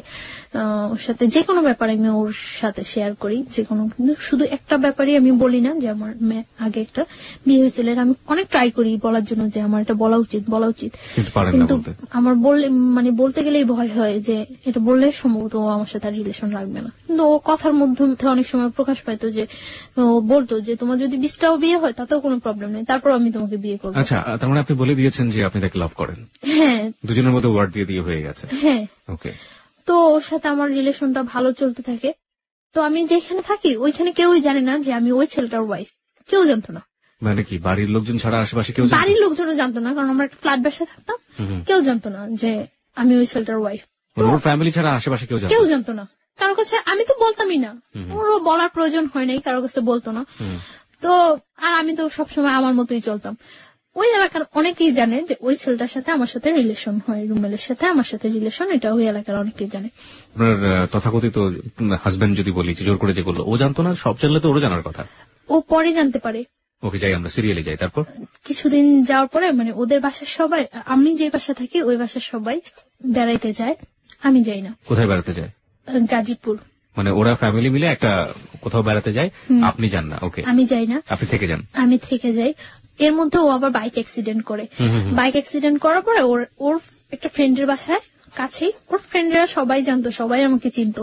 তো কাছে ওর ফ্রেন্ডের বাসা, ওর ফ্রেন্ডের বাসায় কেউ থাকে না, সবাই বাড়িতে গেছে সবাই। তো ওর ফ্রেন্ডের বাসা প্রত্যেকদিন যায় আমি ওরে দেখে আসতাম। তো এর মধ্যে 26 মার্চ যেদিন বিকালে আমি আমার একটা ফ্রেন্ডের বাসায় গেছি। তো ওর কাছে এটা খুব খারাপ লাগছে যে আমি অ্যাক্সিডেন্ট করছি আর ও মনে হয় ঘুরতেছে। তো আমার ফোন দিয়ে বলতেছে ভালোই তো ঘুরতেছো। আমি বলবো ঘুরতেছি, আমি জাস্ট কিছু শীট বই টই নিয়ে ওর বাসায় গেছিলাম। তো আমি চলে আসি, চলে আসার পর আমি বলতেছি যে কোথায়, এখন তো তোমার সাথে দেখা করবো না। আমি কেন, আমি এখন এত কষ্ট করে চলে আসছি আর এখন দেখা করবো না মানে? পরে বলতেছে আচ্ছা ঠিক আছে তুমি বাসায় যাও, আমি তোমার ফোন দিচ্ছি। তো আমি বাসায় গেছি, তারপর ফোন দিছি সন্ধ্যার পর। তো সন্ধ্যার পর ওর ওই ফ্রেন্ডের বাসায় গেছি, যা কিছুক্ষণ গল্প টল্প করার পর আবার আমি বাসায় চলে আসছি। তো প্রত্যেক দিনই আমি রাতে যাওয়ার সময় ওর ওই ফ্রেন্ডের বাসায় যা ওরে দেখে যেতাম। ও অ্যাক্সিডেন্ট করছে, ওর পায়ে ব্যান্ডেজ ট্যান্ডেজ করা ছিল, শরীরে বিভিন্ন ইয়েতে ব্যান্ডেজ করা ছিল, ছুলে একটা লাগেছে। তো আমি ওই দিন প্রত্যেক দিনই ওরে দেখে যেতাম। এর মধ্যে ওরা যেদিন গাজীপুর গেছে ওই দিন তো আমি বলছি যে আমার বাসায় কেউ নেই। পরে বলতেছে যে আচ্ছা তুমি আসবা, এই বাসায় আসবা? পরে আমি বলছি আচ্ছা আসবো। তো ওই বাসায় গেছি, তো রাত্র হয়ে গেছে, প্রায় 11টা বেজে গেছে। তো বলতেছে এখন তুমি বাসায় যাবা? তো 11টা বেজে গেছে, বলতেছে তুমি বাসায় যাবা? আচ্ছা ঠিক আছে তুমি নিচে যাও, আমি তোমাকে দিয়ে আসবো। পরে দিয়ে আসছে। আমার পরীক্ষা শেষ হয়ে গেছে এপ্রিলের 16 তারিখ। ওই দিন প্রচুর বৃষ্টি হচ্ছে। তো সন্ধ্যার সময় আমার বলতেছে যে এখন যদি আমি সুস্থ থাকতাম তাহলে তোমার নিয়ে ভিজতাম বাইরে। তো আমি বলতেছি আচ্ছা ঠিক আছে, তো এখন কি প্রবলেম, ভিজো। পরেও আমার বলতেছে যে একা একা ভিজতে ভালো লাগে না, তুমি আসবা? আমি বলতেছি আচ্ছা আসবো। কোথায় আসবো? ওদের বাসার সামনে ওর আরেকটা ফ্রেন্ডের বাসা, তুমি ওই বলি সামনে আসো, তোমার নিয়ে আসবো আমরা। পরে আমি গেছি, যাওয়ার পরে ও নিয়ে গেছে ওই ফ্রেন্ডের বাসা। কনস্ট্রাকশনের কাজ চলছে, 5 তলা পর্যন্ত কাজ চলছে এখন। তো 5 তলা ছাদে নিয়ে গেছি। ছাদে নেওয়ার পর অনেক বৃষ্টি হয়েছে, তো আমরা ভিজছি, অনেকক্ষণ ভিজছি। ভিজার পর খুব ভালো লাগছিল, অনেকদিন পর মনে হয় একেবারে একটা রিল্যাক্স, খুব খুব এনজয় করছি আমি। ভিজার পর ঠান্ডা লাগতেছিল। 5 তলাটা যে হচ্ছে ওই রুম গুলোর ভিতরে ঢুকে গেছি। তো ভিতরে ঢুকে গেছি মতন ওর নিচ থেকে একটা তাওয়াল আনানোর ব্যবস্থা করছে, যে ভিজে গেছে ঠান্ডা লাগতেছে। তো একটা তাওয়াল আনছিল মতন মুছে টুছে ওইখানে দাঁড়াইছিলাম। এর মধ্যে কারেন্টটা চলে যায়। কারেন্টটা চলে যাওয়ার পর ওর ফ্রেন্ডরা ওই পাশে থাকে, সামনে থাকে, দেখতেছে যে কেউ আসছে কিনা। আর আমরা এই পাশে দাঁড়ায় কথা বলতেছি। তো আমি কারেন্টটা চলে যাওয়ার পর আমার ভয় লাগে যে আল্লাহ আমি এখানে আসলাম, এতগুলা ছেলে না কি চিনি না জানি না, হয়তো কয়েকদিনের মাত্র পরিচয়, এর চেয়ে কয়েকদিনের রিলেশন, এর চেয়ে কত ডিপ রিলেশন থাকলেও মানুষের জীবনে কত অঘটন ঘটে যায়। কেন আসলাম আমি এখানে? আমি যতটুকু না ভয় পাচ্ছি তার চেয়ে বেশি ভয় ও পাচ্ছে। ও আমাকে প্রচুর ভয় পেতো, এটা আমার কাছে সবচেয়ে ভালো লাগতো। খুব ভয় পেতো আমার। মেয়েরাকে আসলে এটা লাইক করে কিনা, ছেলেরা তাদের দেখে ভয় পাবে, ইনফ্যাক্ট কাছের মানুষ তাদের দেখে ভয় পাবে, হয়তো লাইক করে না। আমি পরে ওকে জিজ্ঞাসা করছিলাম যে তুমি আমার ভয় পেতা কেন? আমি তোমার ভয় পেতাম না, জাস্ট সম্মান করতাম যে আমি যদি তোমার সাথে ভুলেও কোনো ফল্ট করে থাকি তাহলে যদি তুমি চলে যাও, এর জন্য আমি তোমার ভয় পেয়ে থাকতাম। তারপরে কি হলো ওই সময়টা? ওটা বলেন, ওটা নিয়ে লোকজন খুব বেশি আগ্রহ পোষণ করছে যে ওই সময় কি হচ্ছে, সো রোমান্টিক সিচুয়েশন। তো মানে তাওয়াল নিয়ে আসে, তো তাওয়াল নিয়ে আসে মুছার পর আমি ওখানে দাঁড়াই, আমি ফোনে গান ছাড়ি। ফোনে কোন গানটা ছাড়েন? এমনি গান, মানে অডিও ছেড়ে দেয়, অডিও ছাড়ার পরে গান চলে। তো আমি দাঁড়ায় আছি, দাঁড়ায় কাঁপতেছি। ও আমার পাশেই এসে বসে, একটা বেঞ্চ থাকে, বেঞ্চের উপর বসে ওর ফোনটা টিপতেছে। মানে আমিও না মনে হয় যে ওকে জীবনে দেখি নেই, চিনি না, ও আমার মনে হয় জীবনে দেখে নেই, চিনি না, এরকম একটা সিচুয়েশন। দুজনই লজ্জা পাচ্ছেন প্রচন্ড। আমি ভয় পাচ্ছি, আমি তো চেহারার দিকে তাকাইতেছি না যে ও কি পাইতেছে, ভয় পাইতেছে না, হাসতেছে না, কাঁপতেছে, আমি এটা দেখতেইছি না। আমি ভয় পাইতেছি আর খুব প্রকাশ করতেছি যে ওর দিকে আমার কোনো মনোযোগ নেই। আমি ফোনে গান ছাড়া ফোন টিপাটিপি করতেছি আর বলতেছি আল্লাহ কতক্ষণ বৃষ্টিটা থামবো, আমি বাসায় যাবো, কতক্ষণ থামবো। আর বলতেছে একটা ছাতা আনো না, আমি বাসায় যাই, একটা ছাতা আনো না। ওরা বলতেছে এখন আমি ছাতা আনতে হয়ে যাবো, আর এত বৃষ্টির মধ্যে তুমি বের হইলেও সমস্যা কেউ দেখলে, তার চেয়ে বরং বৃষ্টিটা কমুক তারপরে যাও। তো সন্ধ্যার পর আর কি বিজলি চমকাইতেছে, বাইরে অনেক বিদ্যুৎ চমকাইতেছে, ভয় লাগতেছে। কিছুক্ষণ দাঁড়ানোর পর বৃষ্টিটা আস্তে কমে গেছে। বৃষ্টিটা কমে যাওয়ার পর আমি বলতেছি যে আমি চলে যাইতেছি। মানে আমি যখন যাচ্ছি তখন আমার হাতে টাচ করছে, এই ফার্স্ট হাতে টাচ করছে, টাচ করে মানে আমার হাতটা ধরে টান দিয়ে বলতেছে আমি জাস্ট তোমার কাছ থেকে ঠিক এতটুকুই চাই, এর বেশি কিছু চাই না। তারপর আমি চলে আসছি বাসায়। চলে আসা 2-3 দিন পরে আরেকদিন সন্ধ্যার পর বের হয়েছি, আমাকে একটা বাসায় নিয়ে গেছে, তাও আরেকটা বাসার ছাদে নিয়ে গেছে।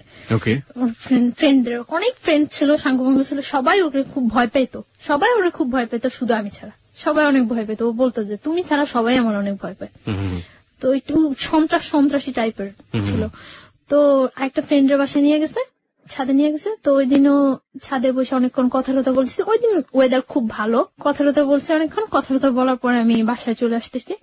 তো আমার বাসার আসার একটু আগে মানে গলির মধ্যে আসার পরে ফার্স্ট আমি চলে আসতেছি, তখন আমার হাত ধরে বলতেছে যাও গিয়া। আমি বলছি হ্যাঁ যাই গিয়া। তো তারপর ও মানে আমার হাতটা ধরে টাই না কাছে নিয়ে ফার্স্ট ও আমার কিস করলো, এই ফার্স্ট।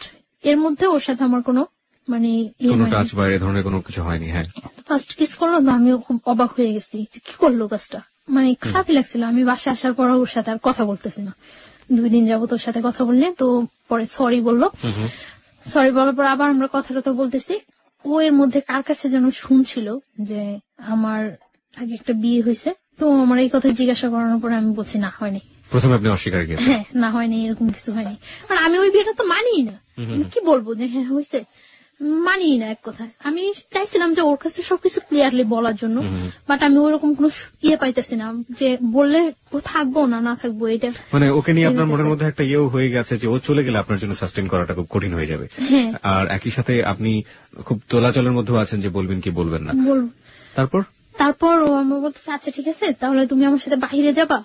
আচ্ছা যাবো। মানে তখন ও যেটা বলে আমি ওইটাই রাজি, ও যেটা বলে আমি ওইটাই রাজি। বলছে আচ্ছা ঠিক আছে যাবো।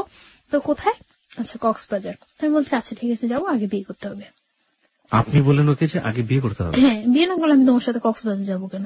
আশ্চর্য, তুমি কে? আর তোমার সাথে আমার যতটাই রিলেশন হোক এত দূরে যাওয়া তোমার সাথে কখনো পসিবল না। তখন আমি জানতে পারি যে ও পড়াশোনা করে না। কিভাবে জানলেন?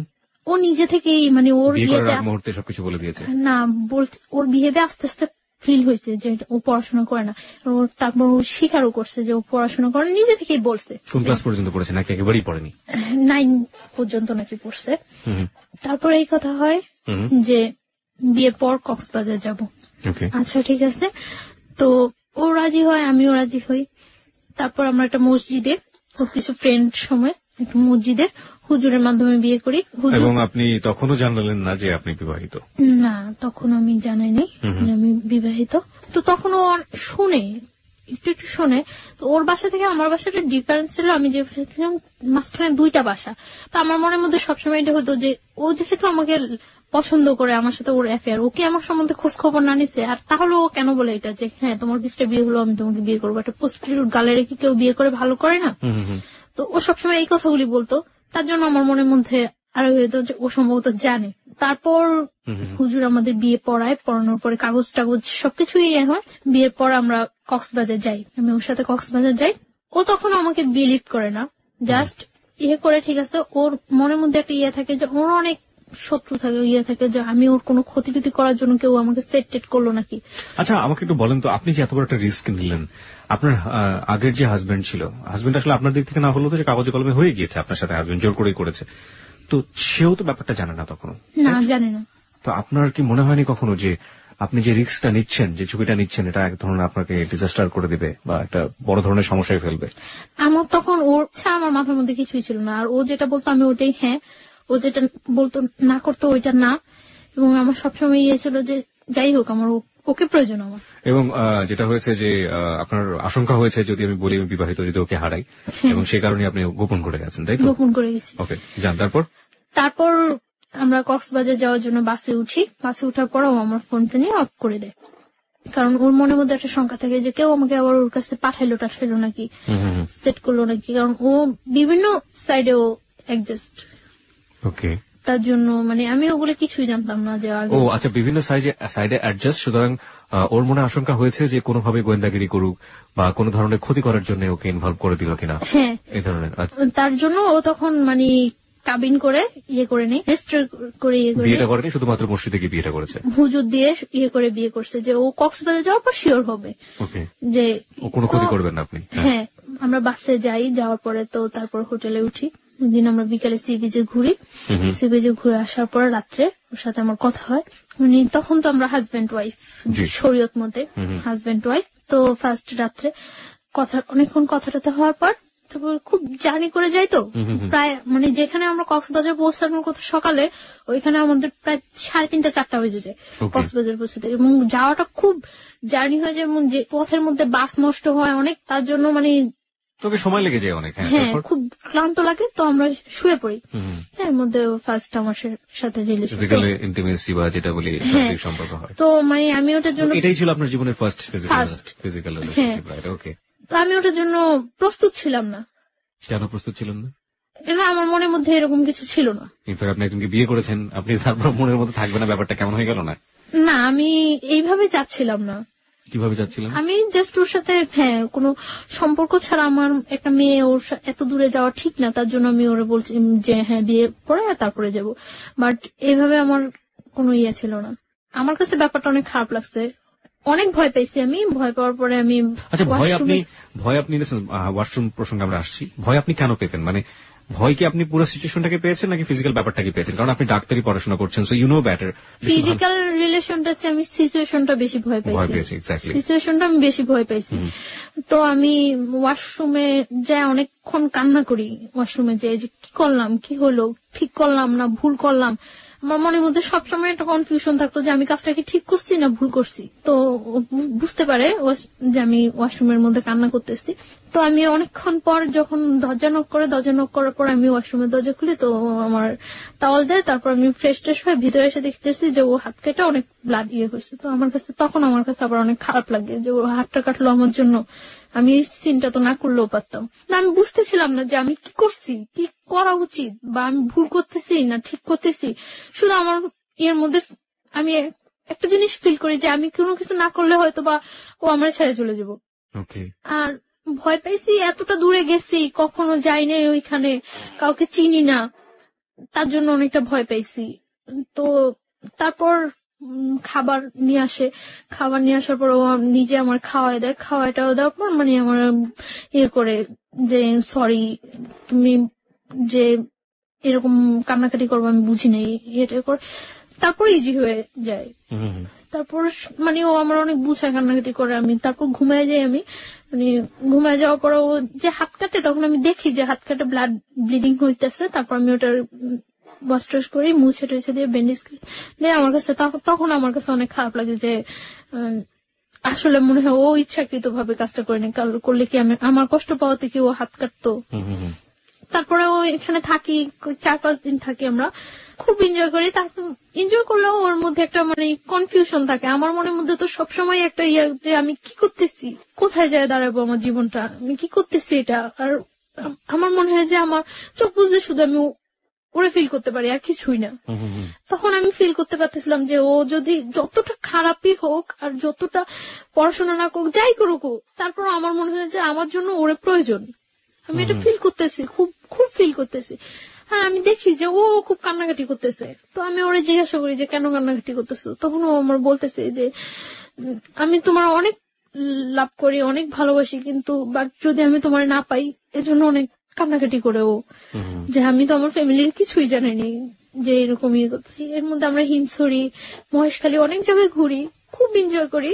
তার মধ্যে আমার মনের মধ্যে সবসময় একটা ও আমার জিজ্ঞাসা করতো কি চিন্তা করো তুমি, এত কি চিন্তা করো। তারপর আমি বলতে পারতাম না যে আমি এই ব্যাপারটা চিন্তা করতেছি। আমার মনের মধ্যে সবসময় ইয়ে হতো যে ও আমার ছেড়ে চলে যাবো তাহলে। তো তারপর আমরা ঢাকা চলে আসি। আসার সময় সারা বাসের মধ্যে আমি মানে খুব আমার পেইন ফিল হইতেছিল, পেটে অ্যাবডোমেনাল পেইন হচ্ছিল, আমার পেট ব্যথা করতেছিল প্রচুর। কেন যেন আমার খুব খারাপ লাগতেছিল এবং আমার মনে হইতেছিল যে আমি জীবন থেকে মনে হয় অনেক কিছু হারাই ফেলতেছি। আস্তে আস্তেই মানে সারা রাত্র আমি ইয়ে করি যে আমি আর ওই বাসায় থাকবো না, যে যেভাবেই হোক আমার এই ওকে পাইতে হলে আমার এই ওয়েটা থেকে বের হয়ে আসতেই হবে যেভাবেই হোক। আমি কক্সবাজার যাওয়ার পরেই ওই ছেলেটা জানে যে আমি ওর সাথে কক্সবাজার গেছি বা ওর সাথে আমার রিলেশন। শুনে তখন যে মানে দারোয়ান, তারপরে এলাকার লোকজন বলে যে আপনাদের বাসায় যে মেয়েটা আছে ওই মেয়েটার সাথে তো ওই ছেলেটার সাথে রিলেশন। তখন ও সবাই পাবলিশ করতে থাকে যে আমি ওর ওয়াইফ, এটা পাবলিশ করতে থাকে। তখন আমি কিছুই জানি না। তো আমি আসার পর আমি তো সকালবেলা এসে আমি দুপুরে এই বাসা থেকে বের হয়ে আসি। আপনার আগের হাজবেন্ডটা এখন পাবলিশ করতে শুরু করলো যে আপনি তার ওয়াইফ। বের হয়ে আসে আমি ওরে ফোন দিই যে আমি বাসা থেকে বের হয়ে আসছি। পরে বলতেছে কেন তুমি বাসা থেকে বের হয়ে আসছো? আমি বলতেছি যে আমার পক্ষে ওই বাসা থাকা সম্ভব না। তখনও আমি কিন্তু বলি নাই, শুধু এটুকু বলছি যে আমার পক্ষে ওই বাসা থাকা সম্ভব না। তো আসার পরে ও বলতেছে তাহলে এখন কোথায় যাবা? অনেক মানে ঘুরতেছি আমরা, কোথাও থাকার জায়গা ম্যানেজ করতে পারতেছি না। কি আসছে? রুমেল? হ্যাঁ, পরে আমরা ইয়ে করলাম, আমি আমার খালার বাসায় চলে যাই। তখন আমি ওরে প্রেশার ক্রিয়েট করতে থাকি যে তুমি তোমার ফ্যামিলিতে জানো, তুমি তোমার ফ্যামিলিতে জানো, যেহেতু আমাদের মধ্যে রিলেশন হয়ে গেছে, বিয়ে হয়ে গেছে, সবকিছু হয়ে গেছে, তো তুমি তোমার ফ্যামিলিতে জানো। তো প্রেশার ক্রিয়েট করার পরে ওর বোনেরে জানায়। তো বোনেরা জানানোর পর ওর বোন আমার সাথে দেখা করার কথা বলে। তো ও এটা বলে না যে বিয়ে হয়ে গেছে, এটা বলে না, জানতো যে পছন্দ করে। তো আমার ওর বোনের কাছে নিয়ে যায়, দেখা টাকা হয়, কথা টথা হয়। পরদিন 15ই জুন ওর বার্থডেতে ওর বোনের বাসা আমাকে ইনভাইট করার পর আমি ওর বোনের বাসায় যাই। সবাই খুব ইজি মাইনা নেয়, সবাই বুঝে না আসলে যে রিলেশনটা এত ডিপলি, এটা কেউ বুঝে না, মনে করে যে হয়তো বা থাকবে কি থাকবে না, ফ্রেন্ডশিপ আছে, গার্লফ্রেন্ড বয়ফ্রেন্ড মাইনে নেয় ইজিলি। তো ওর বোনের বাসায় যাওয়ার পর ওই বাসায় দুপুরে আমি লাঞ্চ করার পর বিকালে ওর বোনের হাজবেন্ড, ওর যে দুলাভাই, করে না, সাপোর্ট করে না। তো বিকালে আমি কেক টেক কাটার পর সন্ধ্যা রাত্রেও আমার দিতে আসে। তো দিতে আসার পর আমার খালতো ভাইয়ের সাথে ওর ইন্ট্রোডিউস হওয়ার পর আমার খালতো ভাই ফিল করে যে এটা হলো কারণ যে ওই বাসা থেকে কেন চলে আসছে। আমার খালতো ভাইয়ের সাথে আমার আগে যে হাজবেন্ড ছিল ওর সাথে খুব ভালো রিলেশন ছিল। আমার খালতো ভাই করে কি ব্যাপারটা আমার ফ্যামিলিতে জানিয়ে দেয়, আমার বাড়ি থেকে আমাকে ইমিডিয়েট বাড়িতে যাওয়ার জন্য ফোন করে, আমার আব্বু অসুস্থ বলে। তা আমি বাড়িতে যাই। এই গেলেন, কতদিন পরে গেলেন? 1 বছর 4 মাস। ওকে। আপনার ফার্স্ট হাজবেন্ড যাকে বলছেন আপনি, সে এই ঘটনার পর থেকে কোনো সিন ক্রিয়েট করেনি? কারণ সে তো সন্ত্রাসী ছিল এক ধরনের। ও তো গ্রামে থাকতো, শহরে ওর ততটা প্রভাব নেই। ও খুব ঠান্ডা মাথায় করতো, কাজগুলো করতো, কোনো করতো না, ও করছে যে একই এলাকার মধ্যে যখন ঘটনা আসতো, আমি যদি এটা পাবলিশ করে দিতে পারি আমার ওয়াইফ, তাহলে ও এখানে কখনো এস্টাবলিশড হতে পারবে না। কক্সবাজার যাওয়ার কিছুদিন আগে হঠাৎ করে ও যখন আস্তে আস্তে শুনতে থাকে, তখন ও ওই ফ্ল্যাটটা ছেড়ে ওর মাকে বাড়িতে পাঠিয়ে দিয়ে একটা টিন শেড বাসা নেয় ওইখানেই, টিন শেড বাসা নেয়। তো ওই বাসায় আমার ওর সাথে উঠতে এখন বাধ্য, ওই বাসায় উঠি, 1 রুম বাসা। তো যাতে সবাই জানতে পারে যে আমি ওর ওয়াইফ, এরকম একটা করে। ওই বাসায় আমার মনে হয় 7-8 দিন থাকা হয়। তারপর তো আমি কক্সবাজারে চলে যাই। কক্সবাজার যাই আমি 6 তারিখ, আসি আমরা 12 তারিখ। তো আপনি যেটা বলছিলেন যে আপনার বাবার বাসায় গেলেন 1 বছর 4 মাস পর, সেখানকার থেকে আমরা শুরু করেন। না, আমার বাড়ি থেকে করে যে আমার আব্বু অসুস্থ, বাড়ি যাওয়ার জন্য বলে যে আমার কাকা, আমার যারা আছে সবাই বাড়ি যাচ্ছে। তো আমি কয়েকজনের কাছে ফোন দিই, কেউই জানে না আমার আব্বু যে অসুস্থ। তারপর হঠাৎ করে শুনে আমি আর করতে পারি না, আমি আচ্ছা ঠিক আছে আমি আসবো। তো কিছুক্ষণ পর আবার সবাই ফোন দিয়ে বলতেছে হ্যাঁ তোমার আব্বু অসুস্থ। তো আমার কাছে ব্যাপারটা খুব লাগে। তো আমি ওরা বলতেছি যে আমার এইভাবে বাসায় বাড়িতে নিয়ে যেতেছে, আমি ওর সাথে হোস্টেল খুঁজতেছি তখন। তো বাড়িতে যেতে হবে, আমি বাড়ি যাওয়ার জন্য দুপুরে আমরা ওর কাছ থেকে বিদায় নিয়ে আসতেছি। ও রাস্তার মধ্যে দাঁড়ায় কান্না করতেছে, আমি চলে আসতেছি, ও কান্না করতেছে। আমার কাছে খুব খারাপ লাগতেছে তখন যে সেই জানুয়ারি মাস থেকে ওর সাথে আমার হইতেছে, কিন্তু কখন আমি একটা দিন মনে হয় ওরে ছাড়া ওর সাথে আমার দেখা হয়নি, এরকম যায়নি। ও যখন রাস্তার মধ্যে দাঁড়ায় কান্না করতেছে তখন আমার কাছে খুব খারাপ লাগতেছিল যে আমি যাব না। তারপর আমি বাড়িতে যাই। যখন আমি লঞ্চে উঠার পর কিছুটা যাওয়ার পর আমি জানতে পারি যে আমার খালতো ভাইটা ফিক করে আমাকে বাড়িতে নিয়ে যাচ্ছে। তখন আমার লঞ্চের মধ্যে বলতেছে যে তুই যে কাজটা করছো কাজটা কি ঠিক? আমার খালতো ভাইটা আমার ইমিডিয়েট 6 মান্থের ছোট। তো ও যে আমাকে লাইক করতো, পছন্দ করতো, সেটা আমি কিছুই জানতাম না। আমি হঠাৎ দেখতেছি ও আমার পা ধরে বলতেছে যে আমি তোর অনেক ভালোবাসতাম, তুই যে এই কাজটা করবে আমি কখনো বুঝিনি। হ্যাঁ, আশ্চর্য হয়ে যায় যে ওকে কি বললো এটা। পরে আমি বলছি কি কাজ? পরে বলতেছে তুই এইরকম একটা ছেলের সাথে করতেছিস, তুমি করতেই পারি, এটা আমার life. Let me ask you one thing. আপনার কি ফার্স্ট লাইফটা সম্পর্কে জানতো না? যে হ্যাঁ জানতো। তারপরে এবং ফার্স্ট লাইফটা আমার যতটুকু সাপোর্ট করার ও আমার তখন করতো যে এইভাবে তুই বাইরে আসবি ওইখান থেকে, এইভাবে করবি। ওর সাথে আমার সাথে জাস্ট একটা ফ্রেন্ডের মতো ছিল আমার খালতো ভাইটার সাথে আমার সাথে। ওকে, যখন দেখলো যে আপনি বাইরে হয়েই গেছেন অন্য একজনের সাথে, তখন গিয়ে সে আপনার পা ধরতেছে যে না তুই এটা করতে পারবি না। ওকে, হ্যাঁ। এবং আমার ফার্স্ট লাইফে যত সমস্যাগুলি সিনক্রেট করছি আমি ওই বাসায়, সবটা ওর ইয়াতে করছি। ওকে, লেট মি, আমার মনে হয় গল্পটা অনেক জটিল হয়ে গেছে আমাদের শ্রোতাদের কাছে, আমি একটু পরিষ্কার করে দিতে চাই। বন্ধন ব্যাপারটা হচ্ছে এরকম যে প্রথম যে ঘটনাটা ঘটেছে তার জীবনে, ছায়ার জীবনে, সেটা তো আপনারা জানেনই যে জোরপূর্বক, এবং জোরপূর্বক ওর কোনো যাওয়ার কোনো গতি ছিল না, এবং যে কারণে সে ওই ছেলের সাথে এতদিন পর্যন্ত থেকেছে, ওই বাসায় থাকতে হয়েছে তার। এই থাকা অবস্থায় সে তার খালাতো ভাইয়ের কাছ থেকে ফুল সাপোর্টটা পেয়েছে, এবং খালাতো ভাই বলেছে কিভাবে কিভাবে বাসা থেকে বের হয়ে আসবি, কিভাবে কিভাবে তুই আমার এই কাজটা করবি, ওই কাজটা করবি, এটা ফুল সাপোর্টটা সে পেয়েছে। যখন ছায়া একটা ছেলেকে নিয়ে স্বপ্ন দেখছে এবং একটা ছেলেকে নিয়ে অলরেডি বের হয়ে গিয়েছে, ঠিক সেই মোমেন্টে খালাতো ভাই তাকে ওইখান থেকে সরিয়ে নিয়ে আসার চেষ্টা করছে, কারণ খালাতো ভাইয়ের উদ্দেশ্য ছিল তাকে ওইখান থেকে সরিয়ে নিয়ে আসা, এবং খালাতো ভাই তাকে লাভ করতো। ঘটনার ইকুয়েশনটা এখন এরকম। চলুন তারপর মানে ওর কথাগুলো শুনে আমি সব অবাক হয়ে গেছি। ও বলতেছে যে তুই যে কাজটা করছো, যে ছেলেটার সাথে তোর অ্যাফেয়ার, তোরা কখনো ইয়ে করবো? পরে আমি বলতেছি হ্যাঁ করবো। তখনও কিন্তু ও জানে না যে আপনি ম্যারিড। না, তো আমি বলতেছি যে হ্যাঁ করবো। পরে বলতেছে যে, পরে ওর সাথে আমার সাথে অনেক কথা কাটাকাটি হয়। কাটাকাটি হওয়ার পরে তো সকালবেলা বাড়ি যেয়ে আমি ওর অনেক রিকোয়েস্ট করি যে তুই বাড়িতে কাউকে এই কথাটা বলবি না, বাড়িতে কাউরে এই কথাটা বলবি না। পরে আমি বাড়িতে যাওয়ার পর ও সাথে সাথে ব্যাপারটা আমার বোনের সাথে শেয়ার করে, এবং আগে থেকেই হয়তো ওই যে রাত্রে ওর সাথে ইন্ট্রোডিউসটা আমার মনে হয় রাতেই ফোনে ও ব্যাপারটা শেয়ার করছিল, এবং শেয়ার করার পরেই বাড়ি থেকে আমাকে নিয়ে যাওয়ার জন্য ইয়ে হয়েছে। আমি বাড়িতে যাওয়ার পরে আমার জিজ্ঞাসা করে যে এরকম যে সত্যি তোর সাথে ওই ছেলের সাথে রিলেশন? পরে আমি বলি যে না, আমার সাথে এরকম কোন ছেলের সাথে, কারণ আমি জানি যে ওইখান থেকে আমার আসতে হলে এটা আমার যেভাবে হোক চাপাই যেতে হবে। তো তারপরে কি করে আমার ফোন থেকে ওই নাম্বারটা, রুমেলের নাম্বারটা আমার বাড়ির সবাই সেন্ড করে দেয়, এবং তখন বাড়ি থেকে রুমেলের ফোন দেয়। ফোন দিয়ে রুমেলের বলে যে তুমি কি জানো ওর যে আগে একটা বিয়ে হয়েছিল? মানে আমার বাড়ি থেকে ইয়াটা ছিল এরকম যে আমার আগের হাজবেন্ডের সাথে কাট করে এখান থেকে আমাকে একেবারে নিয়ে যাবে, এবং নিয়ে যাওয়ার পরে যে আমি বাইরে যাই, কিছু বাইরে ইয়ে করে আসবো, আসার পর এস্টাবলিশড ভাবে ইয়ে করার জন্য।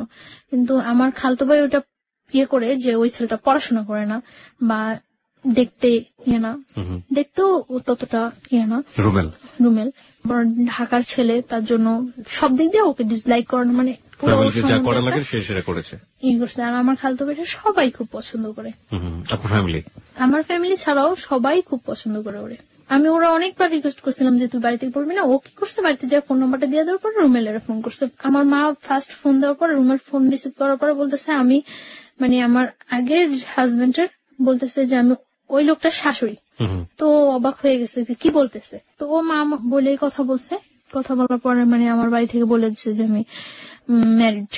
তো আমার জিজ্ঞাসা করছে যে তুমি কি সত্যি ম্যারিড? পরে আমি বলছি না, আমি ম্যারিড না।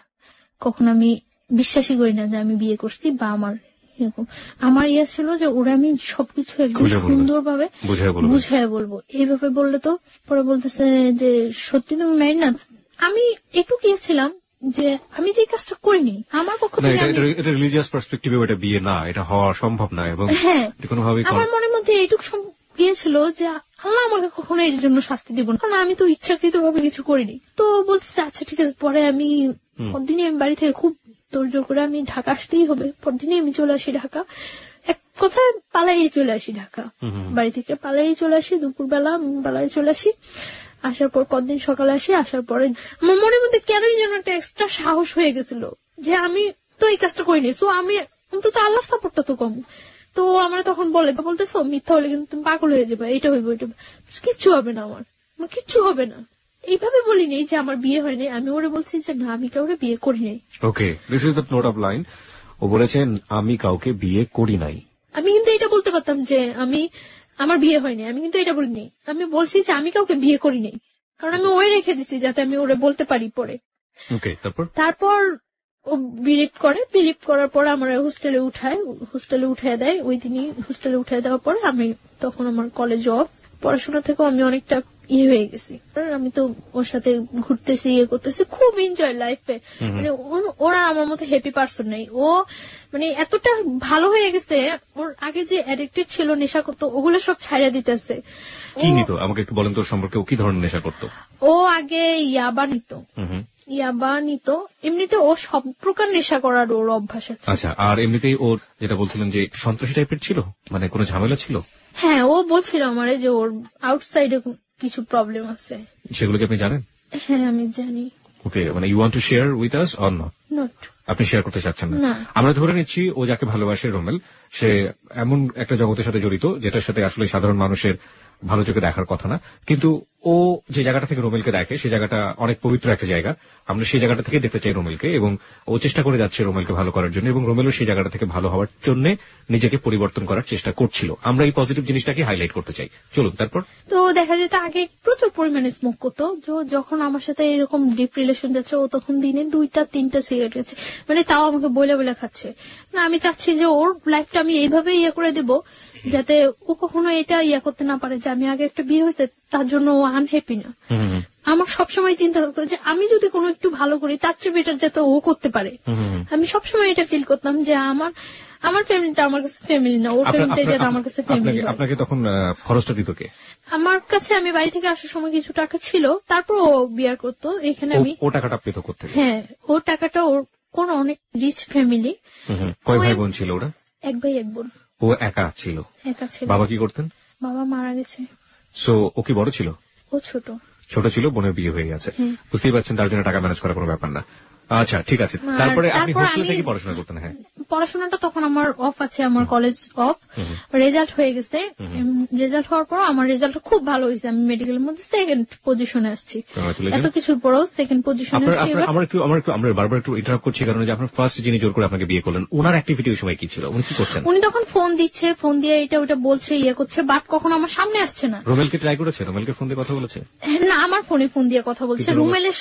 রুমেলের সাথেও আমার ফোনে ফোন দিয়ে কথা বলছে, বাট ও কখনো সামনে আসছে না। আমার ইচ্ছা ছিল যে ও যদি কখনো সামনে আসে তাহলে আমি সবটা সামনে ক্লিয়ার করে দেব। আমি তার জন্য বারে বারে রুমেলকে বলতাম, মানে তখন তো ও জানতো না, তখন ওই ছেলেটা বলতো তখন আমি তো বলিনি, ওই ছেলেটা বলতো। তখন আমি বলতাম যে আচ্ছা ওই ছেলেটা তুমি সামনে আসতে বলো। সামনে আসার পরে আমি বুঝছিলাম যে ওই ছেলেটা যদি সামনে আসে, সামনে আসার পরে আমি সব ক্লিয়ার। খুব সুন্দর একটা সময় পার করছিলেন দুজনে মিলে। হ্যাঁ, ওখান থেকে শুরু করতে চাই। হ্যাঁ, খুব সুন্দর যাচ্ছিল। এর মধ্যে আমি রোজার ঈদে আমি বাড়ি যাই। বাড়ি যাওয়ার পর আমার ফ্যামিলি থেকে একটা প্রেশার ক্রিয়েট হয়। তো একদিন ওর সাথে আমি ফোনে কথা বলতেছি, কথা বলার সময় একটু ঝগড়া হচ্ছে। তো ঝগড়া হচ্ছে মনে আমি ওরা বলতেছি যে নিজের ওয়াইফের সম্মান দিতে পারো না, কথাগুলো বলতেছি। আমার আম্মু আরেক রুম থেকে শুনতেছে, আমি জানি না যে শুনতেছে। তো আমার আম্মু আমার জিজ্ঞাসা করলো যে কি ব্যাপারটা কি। পরে আমি চুপচাপ ছিলাম। তো চুপচাপ থাকার পর আম্মু আমাকে অনেকক্ষণ বকাবকি করলো। তো আমি পরে ওরে ফোন দিছে মনে আমি বলতেছি যে তোমার জন্য আমি আজকে এতগুলি বকা শুনলাম। পরে ও আমার মার ফোনে ফোন দিছে মনে আমার মা বলতেছে যে ব্যাপারটা কি আসলে তোমাদের। তো আমার মাকে বলতেছে যে আপনারা কেউ ওর সাথে খারাপ বিহেভ করবেন না। পরে বলতেছে তুমি এই কথা বলতেছো না? তো ও বলতেছে যে ও আমার ওয়াইফ, আপনারা ওর সাথে কেন খারাপ বিহেভ করবেন? তো আমার মা বলতেছে ও যে তোমার ওয়াইফ, এটা কাগজপত্র আছে তোমার কাছে? পরে বলতেছে হ্যাঁ আছে। তো আমার মা বলতেছে যে কত টাকা বিন করে তুমি আমার মেয়ের বিয়ে করছো? পরে ও বলতেছে 50 লাখ টাকা। সত্যি করে বলো তোমার সাথে ওর বিয়ে হয়েছে? পরে বলতেছে হ্যাঁ ওর আমার সাথে বিয়ে হয়েছে, আপনারা ওর ইচ্ছাগুলো আটকে রাখতে পারবেন না, আমি কিন্তু জোর করে হলে ওর কাগজপত্র দেখায় আইনের ব্যবস্থা নিয়ে ওরে নিয়ে আসবো। আমার জিজ্ঞাসা করছে মতো আমি বলতেছি হ্যাঁ হয়েছে। আস্তে আস্তে চুপচাপ হয়ে গেছে এবং চাইতেছে যে ওর সাথে ফেস টু ফেস দেখা করে কথা বলে করার জন্য। পরে রোজার ঈদের পরে আমি ঢাকা চলে আসছি। আমি আসার পরে আমরা সিলেট যাই ঘুরতে। ওর ফ্যামিলি থেকে জান না যে আমার নিয়ে সিলেট যায়, তখনও জান না যে হয়। তো আমি সিলেট থেকে আসার পরে এখন বলি যে তুমি তোমার বাসায় বলো যে আমার ফ্যামিলির সাথে কথা বলার জন্য। তো ওর বাসায় কিছুতে এটা বলতে পারে না। আমি ওর বাসায়ও যাই, তখন ওর বাসায়ও যাতায়াত করি, ফ্যামিলির সবার সাথে আমার সাথে পরিচয় আছে। তো আমি একদিন ওর বাসায় যাই। বাসায় যাওয়ার পরে আমার সামনে ওর বোনের আমি সিরিয়াসলি বলি, বাট ও হাসতেছে। তো ওর বোন এটাও ততটা সিরিয়াসলি নেয় না। কিছুদিন পরে আমার আব্বু আম্মু ঢাকা আসে। আমার মার সাথে ফেস টু ফেস দেখা করার পরে আমার মা বলছে ওরা যে তুমি কি করতে চাও এখন? তো কি করে ও আমার বলে যে কাগজপত্র করে আমরা কাজী দিয়ে করি, রেজিস্ট্রেশন করি। আচ্ছা ঠিক আছে, ওকে। অগাস্টের 12 তারিখ আমরা বিয়ে করি। ও বলে যে 1 লাখ টাকা কাবিন করবো। আমি সেটাই রাজি হয়ে যাই, কারণ আমার মনের মধ্যে কোনো টাকাটা কোনো ফ্যাক্টই ছিল না। ও বলে যে 1 লাখ টাকা কাবিন করবো, আমি ওকে ডান 1 লাখ টাকা কাবিন। ওরা যেভাবে করছে, ওর ফ্রেন্ড নিয়ে গেছে, যেভাবে করছে ওইভাবে। তো বিয়ে করার পরে ও এখন আর আমার বাইরে রাখবো না, ওর বাসায় নিয়ে যাবে। তো আমি চাইছিলাম যে তখন কিছুদিন বাইরে থাকে এবং ওর সাথে আমি ব্যাপারটা শেয়ার করি, কিন্তু ও খুব তোড়জোড় করে বাসায় নিয়ে যাওয়ার জন্য। ওর দুলাভাই ওরে বলে যে বিয়ে যখন করছো তখন বউ বাইরে রাখবা কেন। ওর বোন এর আগে আমার ফোন দেয়, বাসায় যাওয়ার আগে ওর বোন আমার ফোন দেয়, ফোন দিয়ে বলে যে তুমি আইসো না বাসায়, তুমি আইসো না, ও কোনো কাজ করে না, তোমার কি খাওয়াইবো, তোমার খাওয়াইতে হইলে আমাকেই খাওয়াইতে হইব, তুমি এখন আইসো না। আমি তখন মনে মনে ফিল করতেছিলাম যে ও যদি কিছু নাও করতে পারে কখনো, আমি তো করতে পারবো। ও যদি কিছু নাও করে, আমি ওর মতো ওর ফ্যামিলিতে বিয়ার করা আমার পক্ষে কোনো ইয়ে হবে না, যেহেতু আমি ইয়েটা কন্টিনিউ করতেছি এবং আমার রেজাল্টটা এত ভালো, তো আমার এটা কোনো প্রবলেমই হবে না। তো ও নিতে আসে আমারে হোস্টেলের ওইখানে, তো আমি যাই ওর সাথে, বাসায় যাই। ওর বাসায় যাওয়ার পরে ওর মা কিছুতেই আমার সাথে ইয়ে করতেছে না। তারপর ওর বোন আসে, তো মোটামুটি ভাবে তো মাইনে নেয়। তখন ওর সাথে আমার থাকতে দেওয়া হয় না, আমি ওর মার কাছে থাকি, ওর রুমে থাকে। তো এটা ওর কাছে অনেক ইয়া লাগে যে আমি এই পাশে থাকি। ও বারে বারে আমার কাছে ডাকে, আমাকে রাতে 12টার দিকে ডাকে, তো আমি ওর রুমে যাই। ও ফুল সাউন্ডের গান ছাড়ে রুমের মধ্যে, ফুল সাউন্ডের গান ছাড়ার পর ও আমার সাথে কথা টথা বলে, তো অনেকক্ষণ ওই রুমে থাকি। থাকি কি হাজবেন্ড ওয়াইফ রিলেশন হয় ওখানে। হ্যাঁ, তারপর আমি বলি যে মা কি মিন করবো, আমি চলে যাই। ও বলতেছে না তুমি এখানে ঘুমাও, প্রবলেম নাই। আমি বলতেছি না আমি চলে যাই। পরে আমি মানে মার রুমে চলে আসি, মার কাছে ঘুমাই। তো এইভাবে 3 দিন চলে যায়। 3 দিন পরে ওই এলাকার লোকজন আস্তে আস্তে জানতে থাকে, মানে সবাই তখন যখন বউ দেখতে আসে সবাই আস্তে আস্তে এইভাবে, তো আস্তে আস্তে ওই এলাকার লোকজন জানতে পারে যে আমার সাথে ওর বিয়ে হয়েছে। তো এলাকার লোকজন বলে যে এই মেয়েটার আগে একটা বিয়ে হয়েছে, এরকম ইয়ে করে। মানে ওই বাসায় কেউ এটা খুব স্বাভাবিক ভাবে তো মানেই না, খুব অস্বাভাবিক হয়ে যায় সবাই, অস্বাভাবিক হয়ে যায়। তারপর আমি ওরে বলি যে তুমি কি চাও, তুমি আমার রাখতে চাও নাকি, রাখতে চাইলে চলো আমরা এখান থেকে অন্য কোথাও চলে যাই, সবকিছু সিচুয়েশন ঠিক হয়ে গেলে তারপর চলে আসবো। ওরা আমি এটা বলি, ও আমার ফুললি সাপোর্ট দেয়। আমি যে কোনো একটা কিছু করব বা সবাইকে আমি কিছু বলবো বা কোনো একটা, ও আমার সবসময় চাপায় রাখে এবং ওটা ফুললি সাপোর্ট দেয় যে না সবকিছু ঠিক হয়ে যাবে, সবকিছু ঠিক হয়ে যাবে। ওর উপরেই আমার 100% ভরসা থাকে। ইয়া হইতেছে, আমার বাড়িতে ফোন করছে, ওর বোন দুলাভাই ফোন করছে। ফোন করে নাকি আমার বাড়িতে অনেক হুমকি টুমকি দিয়ে থ্রেট করে যে আমি এখানে আসছি, আমার যে কোনো একটা প্রবলেম করবো, আমার এসে নিয়ে যাওয়ার জন্য ইয়ে করে। তো আমার বাড়ি থেকে অনেক রিকোয়েস্ট করে যে ওর সাথে কিছু করে না, আমরা ওরে নিয়ে আসার ব্যবস্থা করতেছি, আমরা আসতেছি। তো আমার বাড়ি থেকে আমার ফ্যামিলি পার্সনরা আসে, আমার মা আসে। 20 সেপ্টেম্বর আমার বার্থডে, ওই দিন সন্ধ্যার পর তো ওর বাসায় সবাই খুব বাজে ভাষায় বকাবকি করে, অনেক বাজে কথা বলে। এগুলো আমার কাছে অনেক খারাপ লাগে, কিন্তু আমি তারপরেও কানে নেই না কোনো কথা, এরকম চুপচাপ ও রুমের মধ্যে বসে থাকি। 3 দিন যাবত আমি চুপচাপ ও রুমের মধ্যে বসে থাকি। ও বাইরে থেকে আসার পরে আমি বলি যে তুমি কি আমার নিয়ে চলে যাবা নাকি কি করবা, তুমি কি করতে চাও। পরে ও বলতেছে তুমি কোনো কথা বলো না, চুপচাপ থাকো, কোনো সব ঠিক হয়ে যাবে। তো ওই রুমে যায়, ওর মার রুমে যায়, সবার সাথে অনেক রাগারাগি করে। তখন আমার একটা ভিত্তি হয় যে না ও মনে হয় ঠিক আছে। তো এটা সম্পূর্ণ যে ফিক ছিল, সম্পূর্ণ ফিক করে আমি বুঝতেই পারি না। তো রাত্রে আমি ওরা অনেক রিকোয়েস্ট করি যে দেখো আমার তোমার ছাড়া পসিবল না। ও এর মধ্যে বলা হয়নি একটা কথা, এর মধ্যে আমার কানাডার ইয়ে হয়ে যায়, কিছুদিন 1 সপ্তাহের মধ্যে আমি কানাডা চলে যেতে পারি, আমার ভিসা প্রসেসিং সবকিছু ওকে হয়ে যায়। তো আমি ওরে বলি যে ধরো আমি যদি স্কলারশিপ নিয়ে বাইরে চলে যাই তো তুমি কি করবা। আমি জীবনেও যাইতে দেব না, আমি ওর একটা কথায় জীবনে যাইতে দেবো না, ওর একটা কথায় অফ হয়ে যাই। আমি আর কানাডা যাওয়ার দ্বিতীয়বার নাম করি না। আমার লাইফের সব চরম ভুল এই জায়গায় যে আমি ওইটাই ছেড়ে দিছি। তারপরে কি হলো? ওরা আমি অনেক রিকোয়েস্ট করি যে দেখো তুমি কি করবা, কি ইয়ে করতো। ও বলতেছে যে তুমি আমার সাথে থাকতে পারবা না। আমি বলছি হ্যাঁ পারবো। ওই 3 দিন ওর সাথে আমি থাকতেছি। ওই দিন আমার বার্থডে দিন রাত্রে ও আমার খুব হাসাইলো। হাজবেন্ড ওয়াইফের মধ্যে যে রিলেশনটা ফুললি, ওই দিন রাত্রে একেবারে সারা রাত্র ওইরকম একটা রিলেশন ছিল এবং আমরা ঘুমাইছি, খুব সকাল সকাল ঘুমাইছি ওই দিন। পরদিন সকালে আমার বাসা থেকে লোকজন আসছে, আসার পরে ওরা ওইখানে বিচারের বসাই ইয়ে করছিল। বিচার কেন হবে, বিচার কি করবে এখন, এটা কি করে করা উচিত। তো ওর দুলাভাই ওরে বলছিল যে শালম সবকিছু ডিপেন্ড করে তোমার উপরে, রুমেল সবকিছু ডিপেন্ড করে তোমার উপরে, তুমি যদি ওরে রাখো কারো ক্ষমতা নাই যে ওরে এখান থেকে পাঠিয়ে দেওয়ার বা তোমার থেকে বিচ্ছিন্ন করার। কিন্তু ও আমার একটা বারের জন্য ও আমার বলে নাই যে বা কিছু, ও আমার বারে বারে বলতেছে তোমার ফ্যামিলি থেকে কেউ আসলে তুমি চলে যাও, সবকিছু ঠিক হয়ে যাবো। যখন বিচার বসলো, বিচারের মধ্যে ও বলতেছে ফার্স্ট টু লাস্ট আমাদের অ্যাফেয়ারের ঘটনাটা বলতেছে। বলার পর ও বললো যে আমার পক্ষে ওরে রাখা সম্ভব না। তখন আমি আশ্চর্য হয়ে গেছি যে ওইটা কি বললো। কালকে রাত্রে সামান্য কয়েকটা ঘন্টাও এতটা চেঞ্জ, আমি হতবাক হয়ে গেছি যে ও কি বললো। ও বারে বারে বারে বারে সবাই ওরে জিজ্ঞাসা করতেছে যে তুমি যেটা করবা সেটাই হইব, তুমি যেটা বলবা সেটাই হইব। ও বারবার বলতেছিল এবং নিজে স্টা মারাইছে, নিজে মানে সবকিছু নিজে করাইছে, একেবারে ডিভোর্সের করছে। আমার যখন সবাই বলতেছিল যে তুমি কি বলো তুমি কি বলো, তখন আমি বারে বারে বলছি যে ও যেটা করবে সেটাই, ও যেটা বলবে সেটাই। আমি বারবার চাইছিলাম যে ও একটা কথা বলুক যে না আমি ওরে বিয়ে করছি, ওরে আমি লাভ করে ওরে আমার পক্ষে ছাড়া সম্ভব না, কিন্তু ও এই কথাটা বলে নাই। তখন আমি ওরে ওর রুমে ডাইকে নিয়ে যাই, আমি ওরে বলি যে আমি তো, তুমি কি একবার চিন্তা করতেছো যে আমি তোমার কাছ থেকে কতটা দূরে সরে যেতেছি, জীবনেও তুমি আর আমার পাইবা না। পরে ও বলতেছে তুমি চিন্তা করো না, সবকিছু ঠিক হয়ে যাবো। তখন ও আমার এই কথাটা বলতেছে, তখন আমি ওরে বলতেছি যে আমি তো চলে যেতেছি, তুমি আমার অনেক কিছু ওই ঘরে, অনেক কিছু অনেক স্মৃতি আমার ওই ঘরে, আমি ওরে পাঞ্জাবি করে দিয়েছিলাম হাতে সেলাই করা। তখন আমি ওরে বলি যে আমার একটা জিনিস দিবা।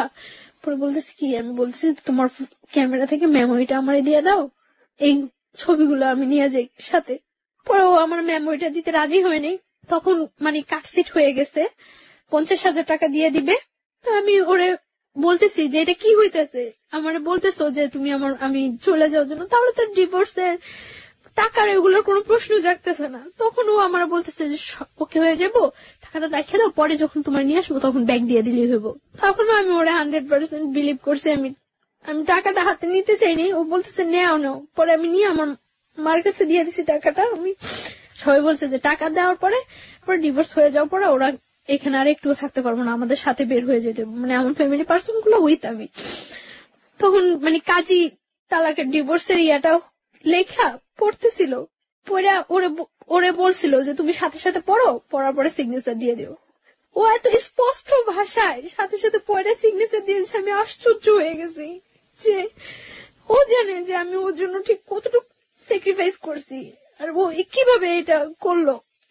কিন্তু যখন কাজী আমারে বললো যে তুমি এবার আমার সাথে সাথে বলে সিগনেচার করে দেবে, আমি কাজীর সাথে একটা ওয়ার্ড উচ্চারণ করতে পারি নাই। আমার মনে হইতেছিল যে আমার ভোকাল কর্ডটা অফ হয়ে গেছিল, আমি একটা ওয়ার্ড উচ্চারণ করতে পারি নাই।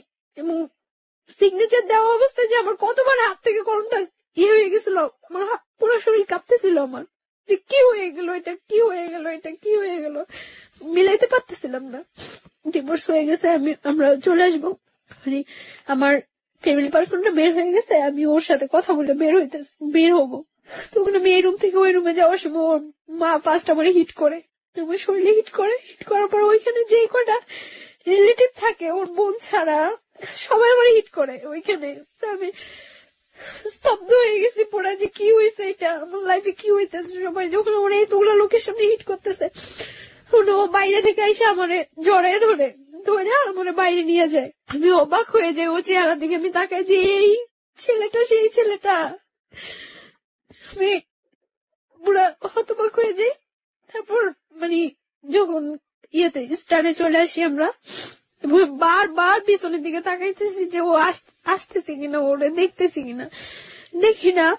স্টানে আসার পরে ওরা আমাদের থেকে মানে 50,000 টাকা দিচ্ছে, ওইখান থেকে 10,000 টাকা ব্যাগ দিতে বলে ওই যে লোকগুলো ওইখানে ছিল তারা। আমার মা বলতেছে যে তাহলে সবটাই রেখে দেন, দিয়ে আর 50,000 টাকা দিচ্ছেন, যা বলছেন বিচারা আপনাদের সবকিছু মাইনে আমরা আমাদের নিয়ে যেতেছি। পরে মানে 5,000 টাকা ওইখানে দিয়ে 45,000 টাকা নিয়ে ক্যাব করে আমরা চলে আসতে নেই। আমি মানে যতক্ষণ পর্যন্ত ওই এলাকাটা দেখা গেছিল ততক্ষণ পর্যন্ত তাকিয়েছিলাম যে হয়তো ও একবার পিছনে আসবে, একবার আসবে, আসেনি ও। তারপর যখন আমরা চলে আসি, আসার পর ও আমার ফোন দিয়েও আমার বলে যে একটু কথা বলো আমার সাথে। আমি তখন করি যে আমি আর জীবনেও ওর সাথে কথা বলবো না। ও আমার বারে বারে রিকোয়েস্ট করে যে একটু কথা বলো আমার সাথে, একটু কথা বলো। অনেক কান্নাকাটি করতেছে, অনেক কান্নাকাটি করার পর আমি ওর সাথে কথা বলি। আমি ধরে রাখতে পারি না নিজেরে, আমি লুকায় লুকায় ওর সাথে কথা বলি। কথা বলার পর দিন যখন আমি বাড়িতে যাই, আমি প্রচুর অসুস্থ হয়ে যাই। আমি খবর পাই যে ও প্রচুর অসুস্থ হয়ে যায়, ওরা হসপিটালাইজ করতে হয়, আমার ও হসপিটালাইজ করে বাড়িতে। আমি একবার মেন্টালি সিক হয়ে যাই, পাগলের মতো হয়ে যাই। তো ইমিডিয়েট আমার হসপিটালাইজ করে আইসিইউতে নিয়ে যায়। আইসিইউতে যখন নিয়ে যায় তখন আমার বাবা বলতেছে যে মা তোর কাছে আমার অনুরোধ, তুই ওই ছেলের কথা আর চিন্তা করিস না। কিন্তু আমি পারি না, বারবার ওর কথা আমার মনে হয়। তখন আমার মনে হইতেছে আইসিইউতেও আমি মনে হয় সামনে ওরে দেখতেছি।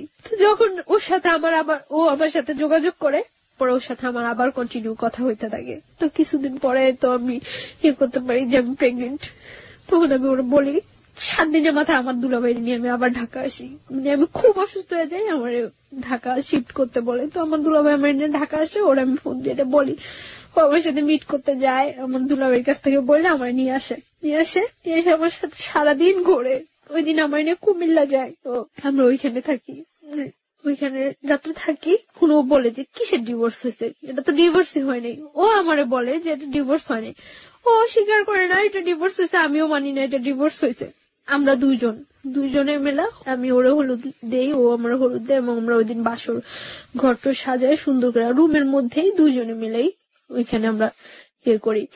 তারপর পরদিন আমি চলে আসার পরে আমার ডাক্তারটাকে দেখে বাড়িতে নিয়ে যায়। তখন আমার মানে যাওয়ার সময় ও আমার দুলাভাইয়ের সাথে কথা বলে।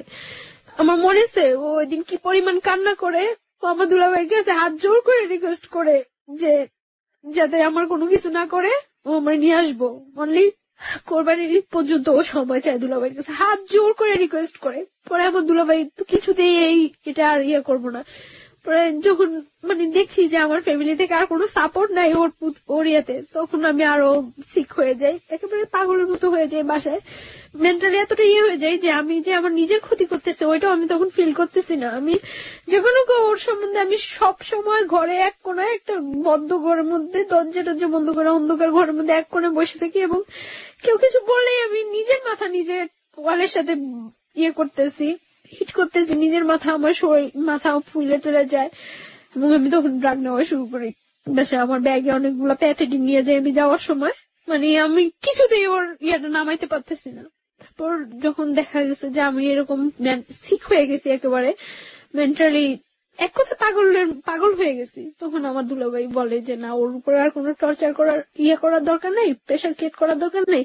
যেহেতু ওই ছেলেও চাচ্ছে ওর সাথে সম্পর্ক রাখার জন্য, ওই ছেলে যদি না চাইতো তাহলে আমি ওর কোনো সাপোর্ট করতাম না।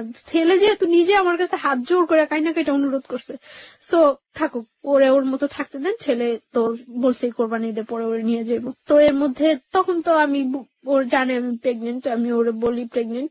আমি আবার ঢাকা আসি ওর সাথে দেখা করার জন্য, ওর সাথে দেখা হয়, কথা হয়। তো আমি ওই দিন বলি যে আমি আর বাড়িতে যাব না। তো ও বলে যে যতটা কষ্টই হোক তোমার কোরবানি ঈদ পর্যন্ত ওইখানে থাকতে হবে, ঈদের পরে আমি তোমায় নিয়ে আসবো। আমার যাই হোক, যদি আমার ফ্যামিলি থেকে সাপোর্ট না করে আমি তোমার নিয়ে বাইরে থাকবো। তো এই কথা হয় ওর সাথে। তারপর এভাবে চলতে থাকে কোরবানি ঈদ পর্যন্ত। আমি ওর সাথে কন্টিনিউ কথাবার্তা বলি। এর মধ্যে আমার মাও মাঝে মাঝে ওর সাথে কথা বলে জিজ্ঞাসা করে যে তুমি কি করবা, কেন তুমি এইভাবে সম্পর্কটা আগায় নিতেছো, যা হয়েছে ওইখানেই ফিনিশ করে দিতা। তো ও বলতেছে না মা, আমার পক্ষে ওরে করা সম্ভব না, আমি ওরে নিয়ে আসবো।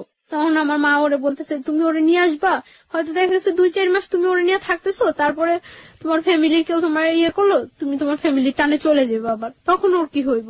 পরে বলতেছে না, কখনোই এরকম করবো না আমি আর। তো এইভাবে করতে থাকে। কোরবানি ঈদের পরে ও আমাদের বাড়িতে যায়। তখন তো 1 মান্থ ওভার হয়ে গেছে আমি প্রেগনেন্ট। হ্যাঁ, ও আমাদের বাড়িতে যায়। পরে আমি কেউ জানাই না বাড়িতে এই ব্যাপারটা যে আমি প্রেগনেন্ট।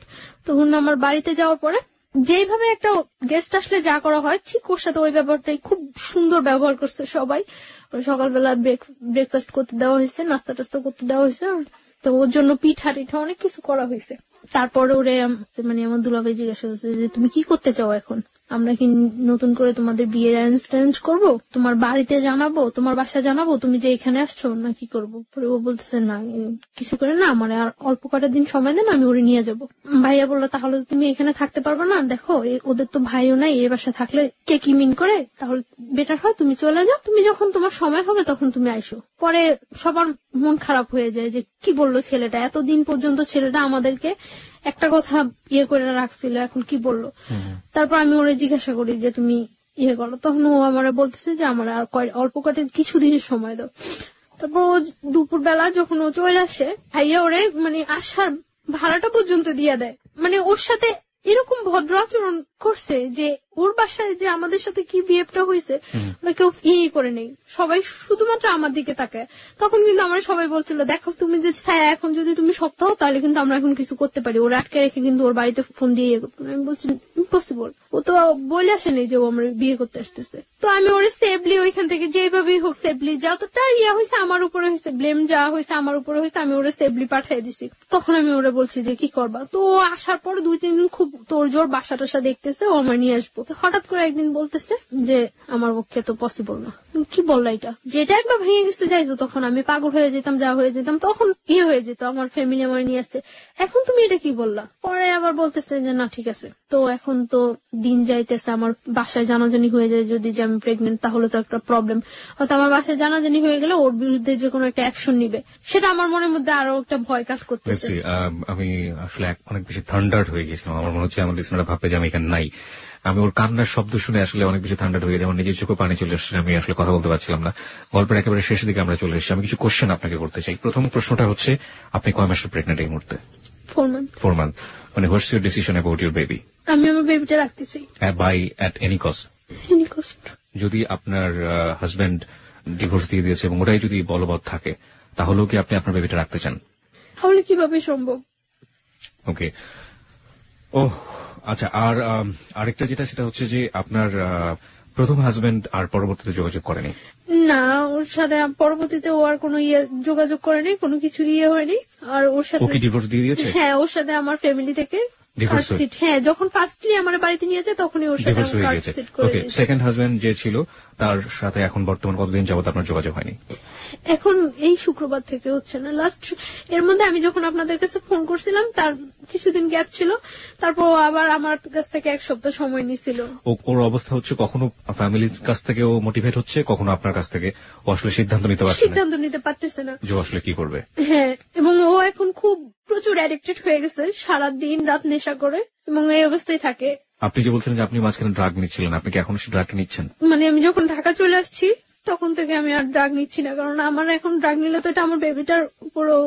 আমি এই গল্পটা শোনার পরে আমার কাছে মনে হয়েছে যে আমাদের এই যে নিষ্পাপ দুটো প্রাণ, বা এই যে আজকে ছায়া যে জায়গাটায় দাঁড়িয়ে আছে, সেই ভুলের গুলোর জন্য আসলে কারা দায়ী? প্রথমত তার ফ্যামিলি, এবং দ্বিতীয়ত হচ্ছে যে ছেলেটা বিয়ে করলো তার ফ্যামিলি। লাস্ট আমি আর একটু শেষ করতে চাই। জি প্লিজ। যেদিন আমি ঢাকা আসছি ওই দিন ও আমার ভোরবেলা আনতে গেছে, আনার পর ভোরবেলা আনিয়ে আমার একটা হোটেলে উঠছে, উঠার পরে 1টা পর্যন্ত আমরা হোটেলে ছিলাম। তখন ওর সাথে আমার সাথে হাজবেন্ড ওয়াইফ রিলেশন কন্টিনিউ হচ্ছে, কারণ ও বিলিভ করে না ওর সাথে আমার ডিভোর্স হয়েছে, আমিও বিলিভ করি না। আর তাছাড়া তো আমি তো প্রেগনেন্ট। তারপরে আমার একটা জব নিছি আমি হসপিটালে, ওইখানে বাসা টাসা নিয়ে উঠছি। তো ওইখানে যাতায়াত করে যাচ্ছে আসছে করছে এইভাবে। এখন তো 3 মাস ওভার হয়ে গেছে। তো আমি বললাম যে এইভাবে তো হচ্ছে না, কারণ আমাদের মধ্যে আরেকটা লাইফ আছে, আরেকটা জীবন বাড়তেছে। তো আমি ওর বলি যে এটা তুমি কিভাবে করবা, তো করতেছে না। তারপর আমি ওর বোনের ফোন দিয়া জানাইছি, ওর বোন ডাইরেক্টলি বলতেছে যে এটা যে ওর বেবি তার কি প্রুফ আছে। তারপর আমি বলছি যে ওরে জিজ্ঞাসা করার জন্য। আমি জানি না সত্য মিথ্যা কতটুকু, কে সত্য কথা বলতেছে কে মিথ্যা কথা বলতেছে। ওর বোন নাকি ওরে জিজ্ঞাসা করছিল, ও নাকি অস্বীকার করছে যে না এরকম কোন বেবি টেবি নাই, এগুলি কিছুই না। সেই সত্যটাকে আপনি কিভাবে নেবেন সেটা আপনার একেবারে ব্যক্তিগত ব্যাপার, কিন্তু আমার মনে হচ্ছে কিছু একটা বলা উচিত। সেই বলার জায়গাটা থেকে আমি যেটা বলতে চাই, আপনার যাকে আপনি লাভ করেন, আপনার হাজবেন্ড, আপনার প্রিয় মানুষ, তার প্রতি শ্রদ্ধা রেখে, আপনার ভালোবাসার প্রতি শ্রদ্ধা রেখে আমি যেটা বলতে চাই, সে যে কাজটা করেছে মহা অন্যায় করেছে। প্রথম কথা হচ্ছে এটা কেন করেছে? আপনাকে যখন তার ফ্যামিলির চাপে ডিভোর্সের মতো কাজটাই করলো এবং বলল যেটা ম্যানেজ হয়ে যাবে, সেটা ম্যানেজ করে এত বড় গর্হিত অপরাধ সে যখন করতে পারলো, তখনই কিন্তু আপনার ধারণা নেওয়া উচিত ছিল যে এই ছেলেটাকে দিয়ে আপনি এত বড় রিস্ক লাইফে নিতে পারবেন না। 1, 2 নাম্বার হচ্ছে আপনি এখনো তার আশা করে আপনি বেবিটাকে আপনার পেটের মধ্যে বড় করছেন, আপনার শরীরের মধ্যে বড় করছেন। আপনি কিন্তু প্রথম মেসেজটা পেয়ে গিয়েছেন যে তাকে নিয়ে আপনি আসলে কতটা শক্তিভাবে দাঁড়াতে পারেন, কিন্তু আপনার ভালোবাসা সম্পূর্ণ অবুঝ, এবং সেই জায়গাটা থেকে আপনি এখন, আমরা যতই বুঝেন এখন আপনি বুঝবেন না। তবে আমিও চাইবো না, কোনোভাবেই চাইবো না, আমি ব্যক্তি মানুষ হিসেবে চাইবো না যে আপনার এই বেবিটা নষ্ট হয়ে যাক, আপনার এই বেবিটা পৃথিবীতে না আসুক, কোনোভাবেই চাইবো না। এবং কিন্তু আপনি মানুষ হিসেবে যে বাস্তবতা ফেস করেছেন, আপনার বেবি পৃথিবীতে আসার পরে কোন বাস্তবতা ফেস করবে সেটা আমরা একেবারেই অনিশ্চিত। আর আমি সুইসাইড অ্যাটেন্ড করছিলাম, সুইসাইড অ্যাটেন্ড করার পর ও আবার আমার কাছে গেছিল, যে আমার বলতেছিল যে যাই হোক এই বেবিটা নষ্ট করা যাবে না, আর এই বেবিটা ওর পরিচয় বড় হইব। কিন্তু গতকালকে আমার ওর বোনের সাথে কথা হয়েছে, ওর বোনের নাকি ও বলছে যে না ওর কোনো বেবি নাই, ও ও আমার মতো মেয়েরা নাকি ঘরে নিতে চায় না।